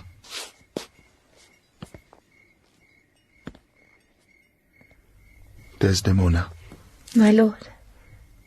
Get thee to bed upon the instant. I will be returned forthwith. Dismiss thy attendant there. Look it be done. I will, my lord.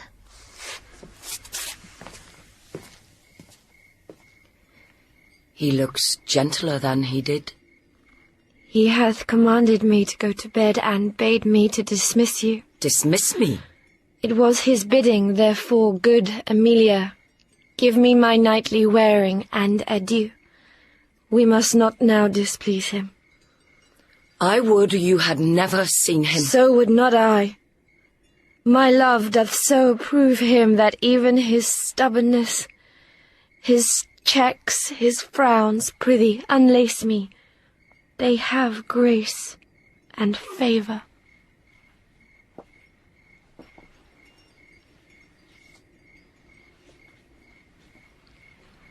I have laid those sheets you bade me on the bed. All's one. Good faith, how foolish are our minds. If I do die before thee, I prithee shroud me in one of those same sheets. Come, come, you talk. My mother had a maid called Barbary. She was in love, and he she loved proved mad and did forsake her. She had a song of willow. An old thing 'twas, but it expressed her fortune, and she died singing it. Tonight that song will not go from my mind. I have much to do but to go hang my head to one side and sing it like poor Barbary. Prithee, dispatch. Shall I go fetch your nightgown? No.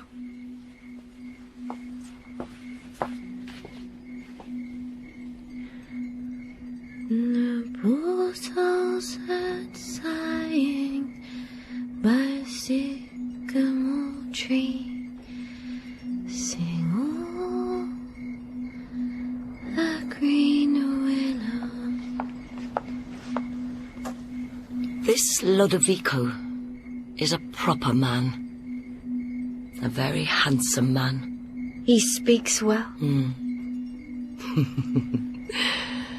I know a lady in Venice would have walked barefoot to Palestine for a touch of his nether lip.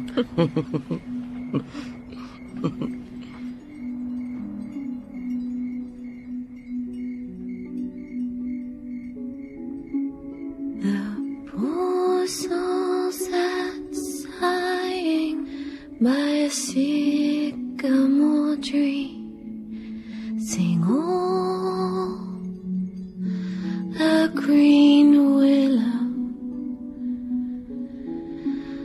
her hand on her bosom, her head on her knee. Sing willow, willow, willow.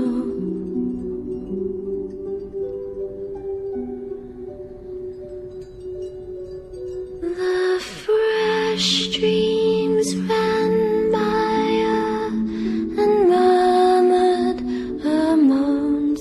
Sing willow, willow, willow. Her salt tears fell from her and softened the stones. Sing willow, willow, willow.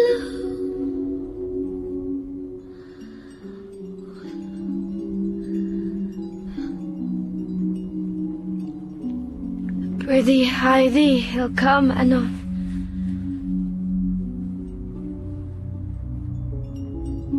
Sing all the green willow must be my garland. Sing all the green willow. Let nobody blame him, his scorn I approve.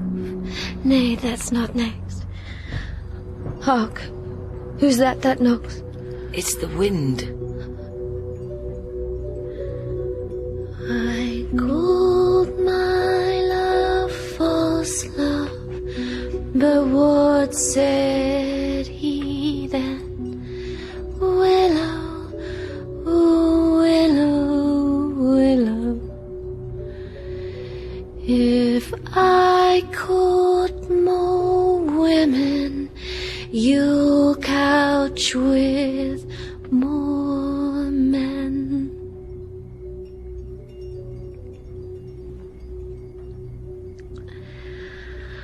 So good night. Get thee gone. Mine eyes do itch, doth that bode weeping? is neither here nor there. Well, I have heard it said so. Oh, these men. These men.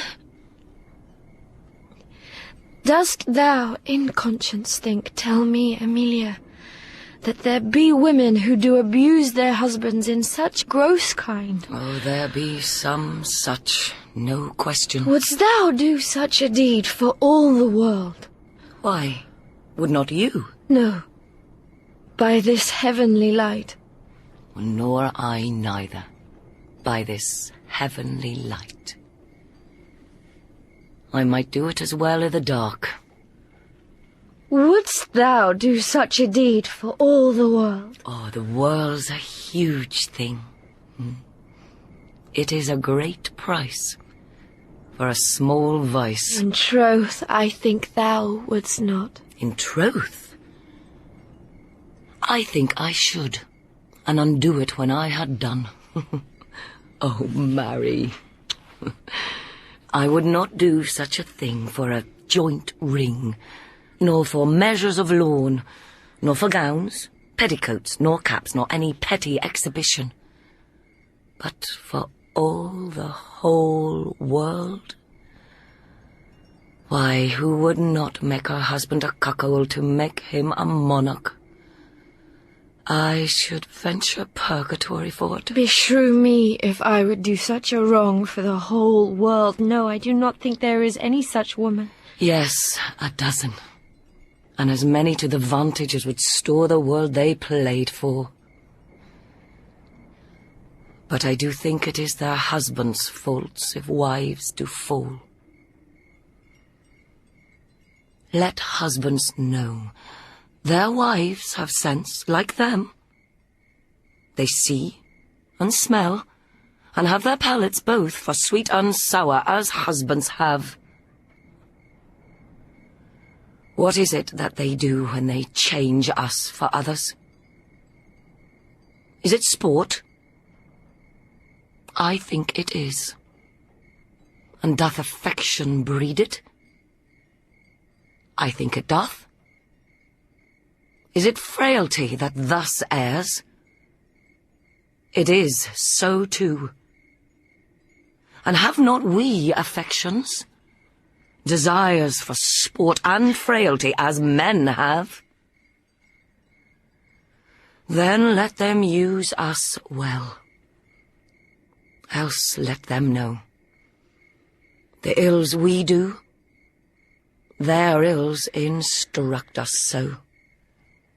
Good night. Good night.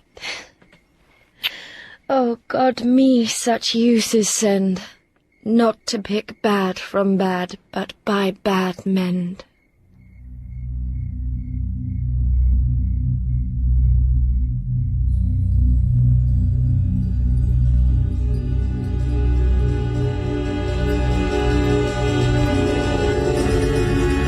Rodrigo, stand behind this bulk.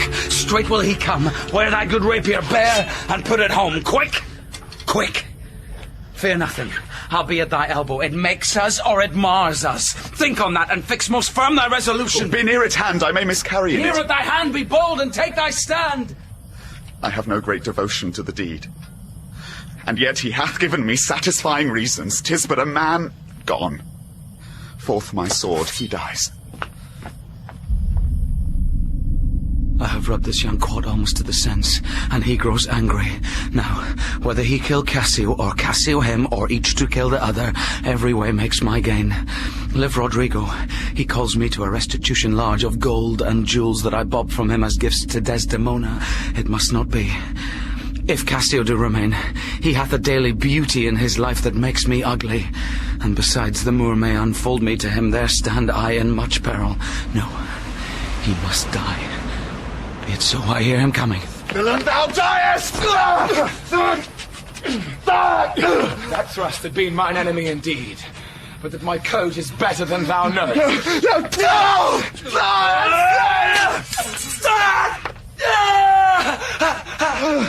I am maimed forever! Help! Hope! Murder! Murder! Oh, villain that I am! Help! Hope! Light! A surgeon! What? Oh no, what? No passage! Murder! Murder! There's some mischance, Lodovico. The voice is very dark. Help! Hark, Gratiano. Oh, wretched villain! 2 or 3 groan. It is heavy night. These may be counterfeits. Let's think it unsafe to come into the cry without more help. Nobody come and I shall bleed to death! Who's there? Whose noise is this that cries on murder? We do not know! Did not you hear a cry? Here, for heaven's sake, help me! What's the matter? Iago! I am spoiled, undone by villains. Give me some help. Oh, me, good Cassio, what villains have done this? I think that one of them is hereabouts and cannot make away. Oh, treacherous villains, where are you there? Come in and give some help. Help me! That's one of them. Oh, murderous slave. Oh, villain. Oh, damn Iago. Oh, inhuman dog. Oh, men in the dark. Where be these bloody thieves? How silent is this town? How? Murder! Murder! What may you be? Are you of good or evil? As you shall prove us, praise us. Signor Lodovico! He, sir. I cry your mercy. Here's Cassio, hurt by villains. Cassio? How is't, brother? Oh, my leg is cut in 2. Marry, heaven forbid. Light, gentlemen. I'll bind it with my shirt. What's the matter? Oh, who is the cry? Who is that cried? My dear Cassio, my sweet Cassio. Oh, notable strumpet! Cassio, may you suspect who they should be that have thus mangled you? No. I'm sorry to find you thus. I've been to seek you. Lend me a garter. What noise is it? Offer a chair to bear him carefully hence. My lord. So. Lassie faints. Oh, Cassio. Gentlemen all, I do suspect this trash to be a party in this injury. Patience a while, good Cassio. Come, gentlemen, lend me the light. Know we this face or no? Alas, my friend and my dear countryman, Rodrigo, no. Yes, sure. Oh, heaven, Rodrigo! Lord of Venice. Even he, sir. Did you know him? Oh, know him, I. Signor Gratiano, I cry your gentle mercy. These bloody accidents must excuse my manners that so neglected you. I'm glad to see you. Oh, how do you, Cassio? Oh, a chair! Rodrigo! He, 'tis he! Oh, that's well said, the chair. Some good man bear him carefully from hence. I'll fetch the general surgeon. For you, mistress, save you your labour. He that lies slain here, Cassio, was my dear friend. What malice was between you? None in the world, nor do I know the man. What, look you pale? Oh, bear him out of the air. Stay, you good gentleman. Look you pale, mistress. Do you perceive the ghastness of her eye? Nay, and you stare, we shall hear more anon. Behold her well. I pray you, look upon her. Do you see, gentlemen? Nay, guiltiness will speak, though tongues were out of use. Lads, what's the matter? What's the matter, husband? Cassio hath here been set on in the dark by Rodrigo and fellows that are escaped. He's almost slain, and Rodrigo dead. Alas, good gentleman, alas, good Cassio. This is the fruit of whoring. Prithee, Emilia, go know of Cassio where he supped tonight. What do you shake at that? He supped at my house, but I therefore shake not. Oh, did he so?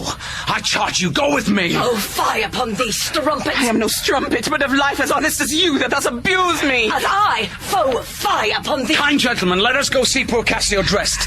Come, mistress, you must tell us another tale. Emilia, run you to the citadel and tell my lord and lady what hath happed. Will you go on afore? This is the night that either makes me or foredoes me quite.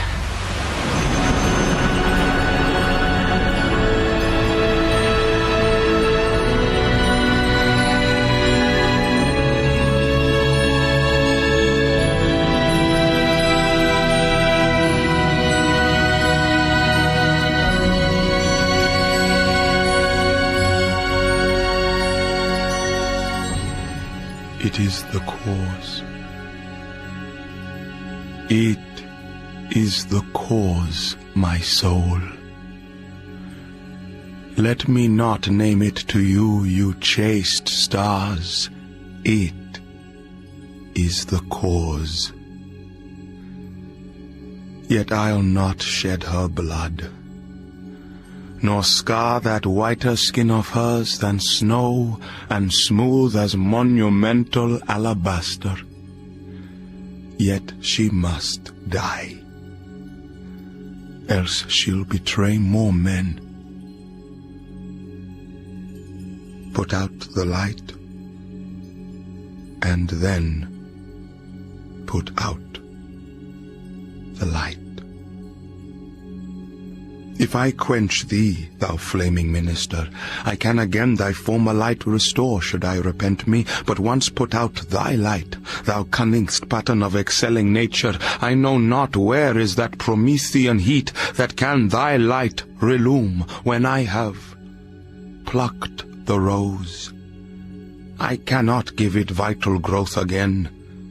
It must needs wither. I'll smell it on the tree. Oh,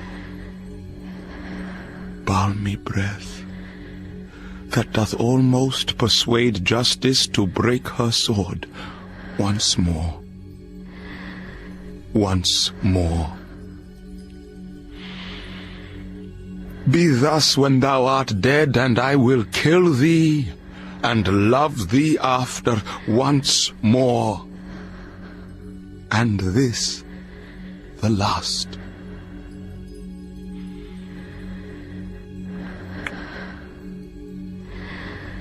So sweet was ne'er so fatal.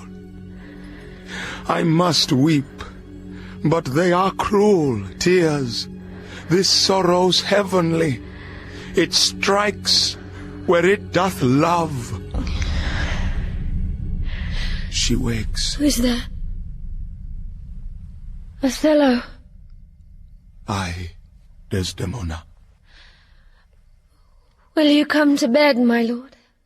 Have you prayed tonight, Desdemona? Aye, my lord. If you bethink yourself of any crime, unreconciled as yet to heaven or grace, solicit for it straight. Alack, my lord, what do you mean by that? Well, do it and be brief. I will walk by. I would not kill thy unprepared spirit. No, heaven forfend. I would not kill thy soul. Talk you of killing? Aye, I do. Then heaven have mercy on me. Amen. With all my heart. If you say so, I hope you will not kill me. And yet I fear you. For you are fatal then when your eyes roll, so why I should fear I know not. Since guiltiness I know not, but yet I fear. Think on thy sins. They are the loves I bear you. Aye, and for that thou diest. That death's unnatural that kills for loving. Alas, why know you so your nether lip? Some bloody passion shakes your very frame. No, these are portents, but yet I hope. Oh no, I hope they do not point on me. Peace! And be still. I will, sir. What's the matter? That handkerchief, which I so loved and gave thee, thou gavest to Cassio. No! By my life and soul, send for the man and ask him. Sweet soul, take heed. Take heed of perjury. Thou art on thy deathbed. Aye, but not yet to die. Yes, presently. Therefore confess thee freely of thy sin. For to deny each article with oath cannot remove nor choke the strong conception that I do groan withal. Thou art to die. The Lord have mercy on me. I say amen. And you have mercy too. For I never did offend you in my life. I never loved Cassio, but with such general warranty of heaven as I might love, I never gave him token. By heaven, I saw my handkerchief in his hand. Oh, perjured woman! Thou dost stone my heart, and makes me call what I intend to do a murder, which I thought a sacrifice. I saw the handkerchief! He found it then! I never gave it him! Oh, send for him hither, let him confess a truth! He hath confessed! What, my lord? That he hath used thee! How, unlawfully? Aye. No, he will not say so! No, his mouth is stopped. Honest Iago hath ta'en order for it. My fear interprets. What is he dead? Had all his hairs been lives, my great revenge had stomach for them all. Oh, alas! He is betrayed, and I undone. Loud strumpet, weepst thou for him to my face? Banish me, my lord, but kill me not! Down, strumpet! No, kill me tomorrow, let me live tonight! Nay, if you strive, Half an hour! being done there is no pause. While I say one is too late!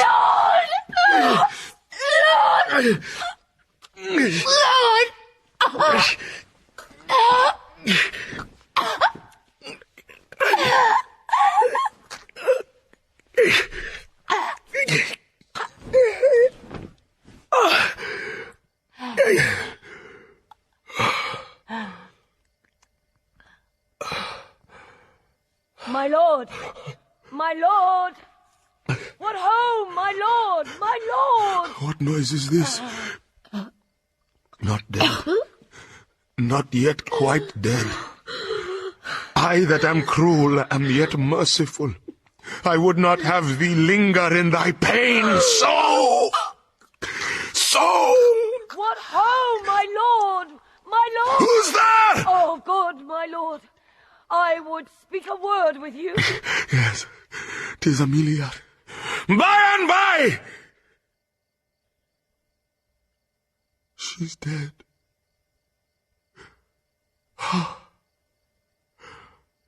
No more moving. Still as the grave. Shall she come in? Were it good? I think she stirs again. No. What's best to do? If she come in, she's sure to speak to my wife.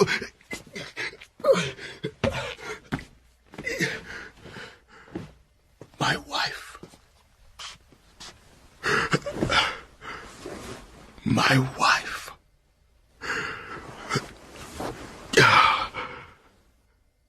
What wife?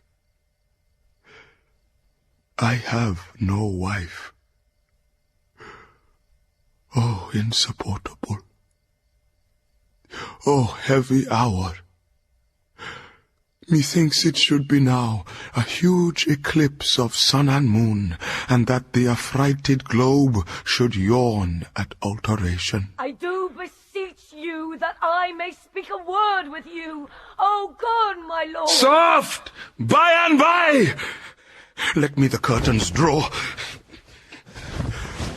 Oh, come in, Emilia! What's the matter with thee now? Oh, my good lord. Yonder's foul murder's done. What now? Cassio, my lord, hath killed a young Venetian called Rodrigo. Rodrigo killed and Cassio killed. No, Cassio is not killed. Not Cassio killed. Then murder's out of tune, and sweet revenge grows harsh. Falsely murdered. Oh, Lord, what cry is that? That? What? Out and alas! That was my lady's voice! Help! Help! Oh, help! Oh, lady! Speak again! Sweet Desdemona! Oh, sweet mistress! Speak! A guiltless death I die. Oh, who hath done this deed? Nobody. I myself. Oh, farewell. Commend me to my kind lord. Farewell.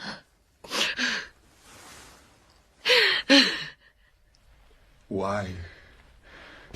How should she be murdered? Alas, who knows? You heard her say herself it was not I. She said so. I must needs report the truth. She's like a liar gone to burning hell. 'Twas I that killed her. Oh, the more angel she, and you the blacker devil. She turned to folly, and she was a whore. Thou dost belie her, and thou art a devil. She was false as water. Thou art rush as fire to say that she was false. Oh, she was heavenly true. Cassio did top her. Ask thy husband else. Oh, I were damned beneath all depth in hell, but that I did proceed upon just grounds to this extremity. Thy husband knew it all. My husband? Thy husband. That she was false to wedlock? Aye, with Cassio. Nay, had she been true. If heaven would make me such another world of one entire and perfect chrysolite, I'd not have sold her for it. My husband? Aye, 'twas he that told me first. An honest man he is, and hates the slime that sticks on filthy deeds. My husband? What needs this iterance, woman? I say, thy husband. Oh, mistress, villainy hath made mocks with love. My husband say that she was false. He, woman, I say thy husband dost understand the word, my friend. Thy husband, honest, Iago. If he say so, may his pernicious soul rot half a grain a day. He lies to the heart. She was too fond of her most filthy bargain. Ha! Oh, do thy worst. This deed of thine is no more worthy heaven than thou was worthy her. Peace! You are best. Thou hast not half that power to do me harm, as I have to be hurt. Oh, dull! Oh, dolt! As ignorant as dirt! Thou hast done a deed! I care not for thy sword. I'll make thee known though I lost 20 lives. Help! Help! Oh, help! The Moor hath killed my mistress. Murder! Murder! Who's there? Ho! What is the matter? How now, General? Oh, are you coming, Iago? Oh, you have done well that men must lay their murders on your neck. What is the matter? Disprove this villain if thou beest a man. He says thou toldest him that his wife was false. I know thou didst not. Thou art not such a villain. Speak, for my heart is full. I told him what I thought, and told no more than what he found himself was apt and true. But did you ever tell him she was false? I did. You told a lie. An odious, damned lie. Upon my soul, a lie, a wicked lie. She false with Cassio. Did you say with Cassio? With Cassio, mistress. Go to, charm your tongue. I will not charm my tongue. I am bound to speak. My mistress here lies murdered in her bed. Oh, heavens forfend! And your reports have set the murder on. Nay, stare not, masters. 'Tis true indeed. 'Tis a strange truth. Oh, monstrous act! Oh, villainy, villainy, villainy. I think upon it. I think I smell it. Oh, villainy. I thought so then.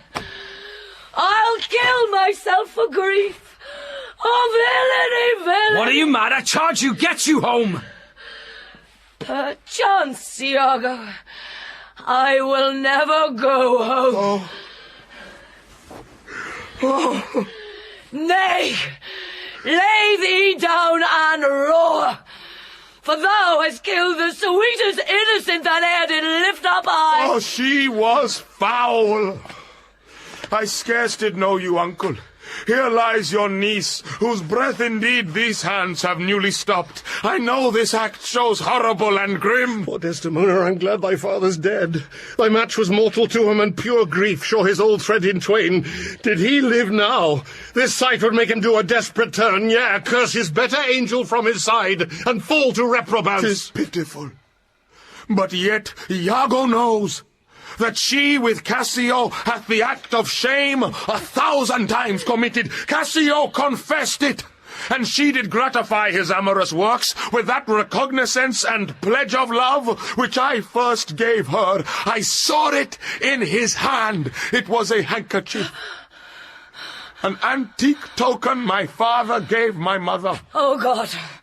Oh, heavenly power! Soon hold your peace. Twill out, twill out! I, peace? No. I will speak as liberal as the North. Let heaven and men and devils, let them all cry shame against me.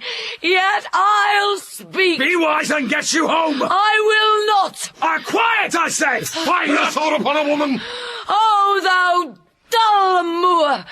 That handkerchief thou speakest of I found by fortune, and did give my husband, for often with a solemn earnestness, more than indeed belonged to such a trifle, he begged of me to steal it. Villainous whore! She gave it Cassio. No, alas! I found it, and I did gift my husband. Filth, thou liest! By heaven, I do not. I do not, gentlemen. Oh, murderous coxcomb! What should such a fool do with so good a woman? Are there no stones in heaven? But what serve for the thunder, precious villain? Hold, General! The woman falls. Iago hath killed his wife. Oh, lay me by my mistress' side. 'Tis a notorious villain. Take you this weapon that I've here recovered from the moor. Come, guard the door without. Let him not pass, but kill him rather. I'll after that same villain, for 'tis a damned slave. I am not valiant neither, but every puny whipster gets my sword. But why should honor outlive honesty? Let it go on. What did thy song bode, lady? Oh, canst thou hear me? I will play the swan and die in music. Willow, willow, willow, moor. She was chaste. She loved thee, cruel moor. So come, my soul, to bliss as I speak true. So, speaking as I think, I die. I die.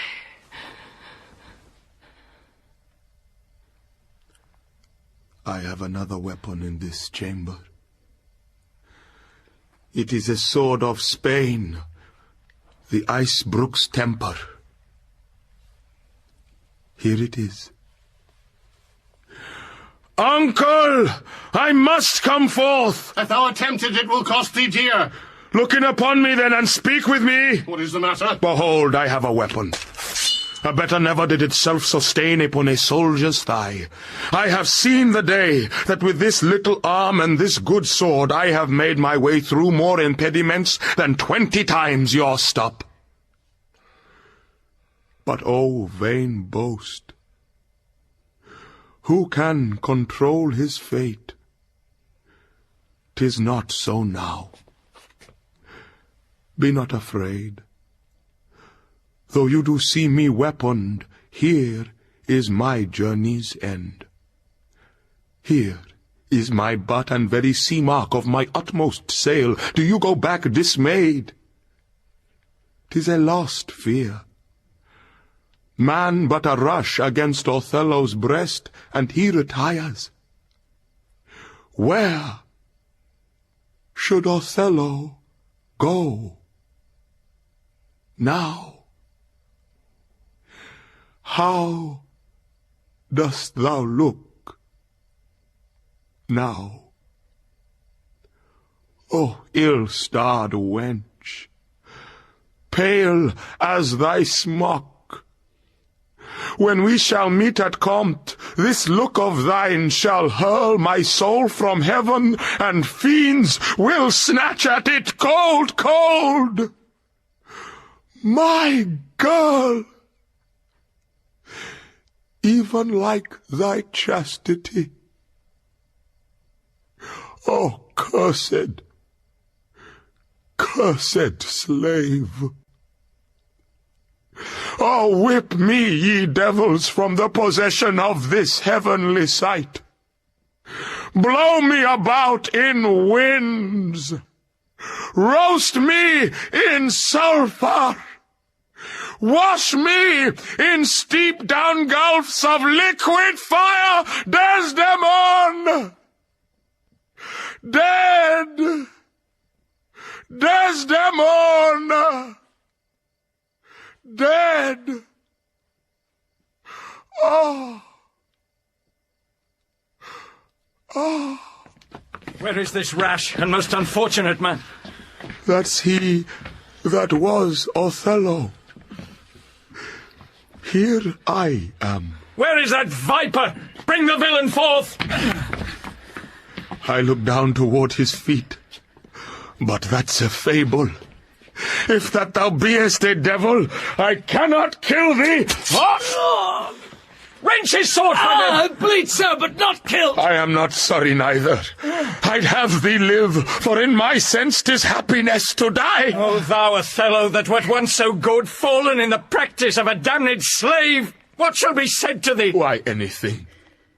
An honourable murderer, if you will. For naught I did in hate, but all in honour. This wretch hath part confessed his villainy. Did you and he consent in Cassio's death? Aye. Dear General, I never gave you cause. I do well believe it, and ask your pardon. Will you, I pray, demand this demi-devil? Why? He hath thus ensnared my soul and body! Demand me nothing. What you know. From this time forth, I never will speak word. What?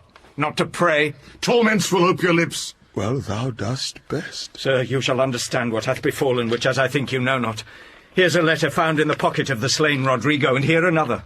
The one of them imports the death of Cassio to be undertook by Rodrigo. Oh, villain. Most heathenish and most gross. Now here's another discontented paper found in his pocket too. And this, it seems, Rodrigo meant to have sent this damn villain. But the belike Iago in the interim came in and satisfied him. Oh, pernicious caitiff. How came you, Cassio, by that handkerchief that was my wife's? I found it in my chamber. And he himself confessed, but even now, that there he dropped it for a special purpose, which wrought to his desire. Oh, fool! Fool! Fool! You must forsake this room, and go with us. Your power and your command is taken off, and Cassio rules in Cyprus.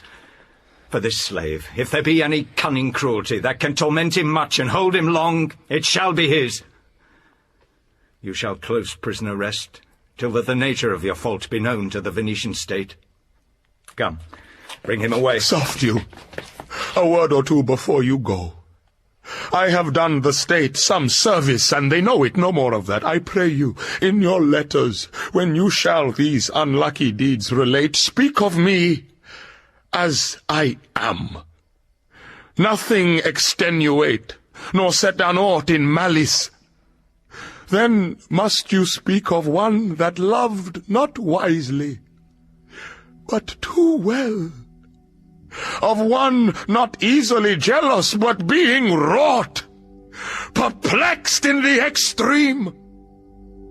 Of one whose hand, like the base Indian, threw a pearl away, richer than all his tribe. Of one whose eyes, albeit unused to the melting mood, dropped tears, as fast as the Arabian trees their mentionable gum. Set you down this, and say besides that in Aleppo once, where a malignant and turbaned Turk beat a Venetian and traduced the state, I took by the throat the circumcised dog and smote him thus.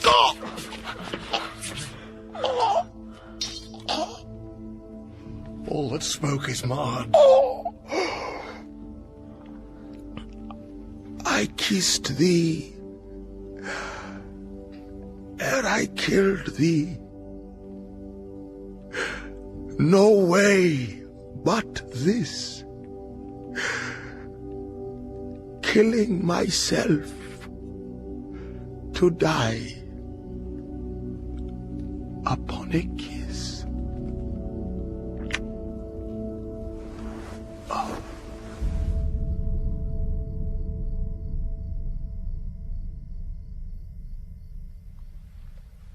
This did I fear, but thought he had no weapon, for he was great of heart. Oh, Spartan dog, more fell than anguish, hunger, or the sea. Look on the tragic loading of this bed. This is thy work! The object poisons sight. Let it be hid. Gratiano, keep the house and seize upon the fortunes of the Moor, for they succeed to you. To you, Lord Governor, lies the censure of this hellish villain. The time, the place, the torture. Oh, enforce it. Myself will straight aboard, and to the state this heavy act with heavy heart relate.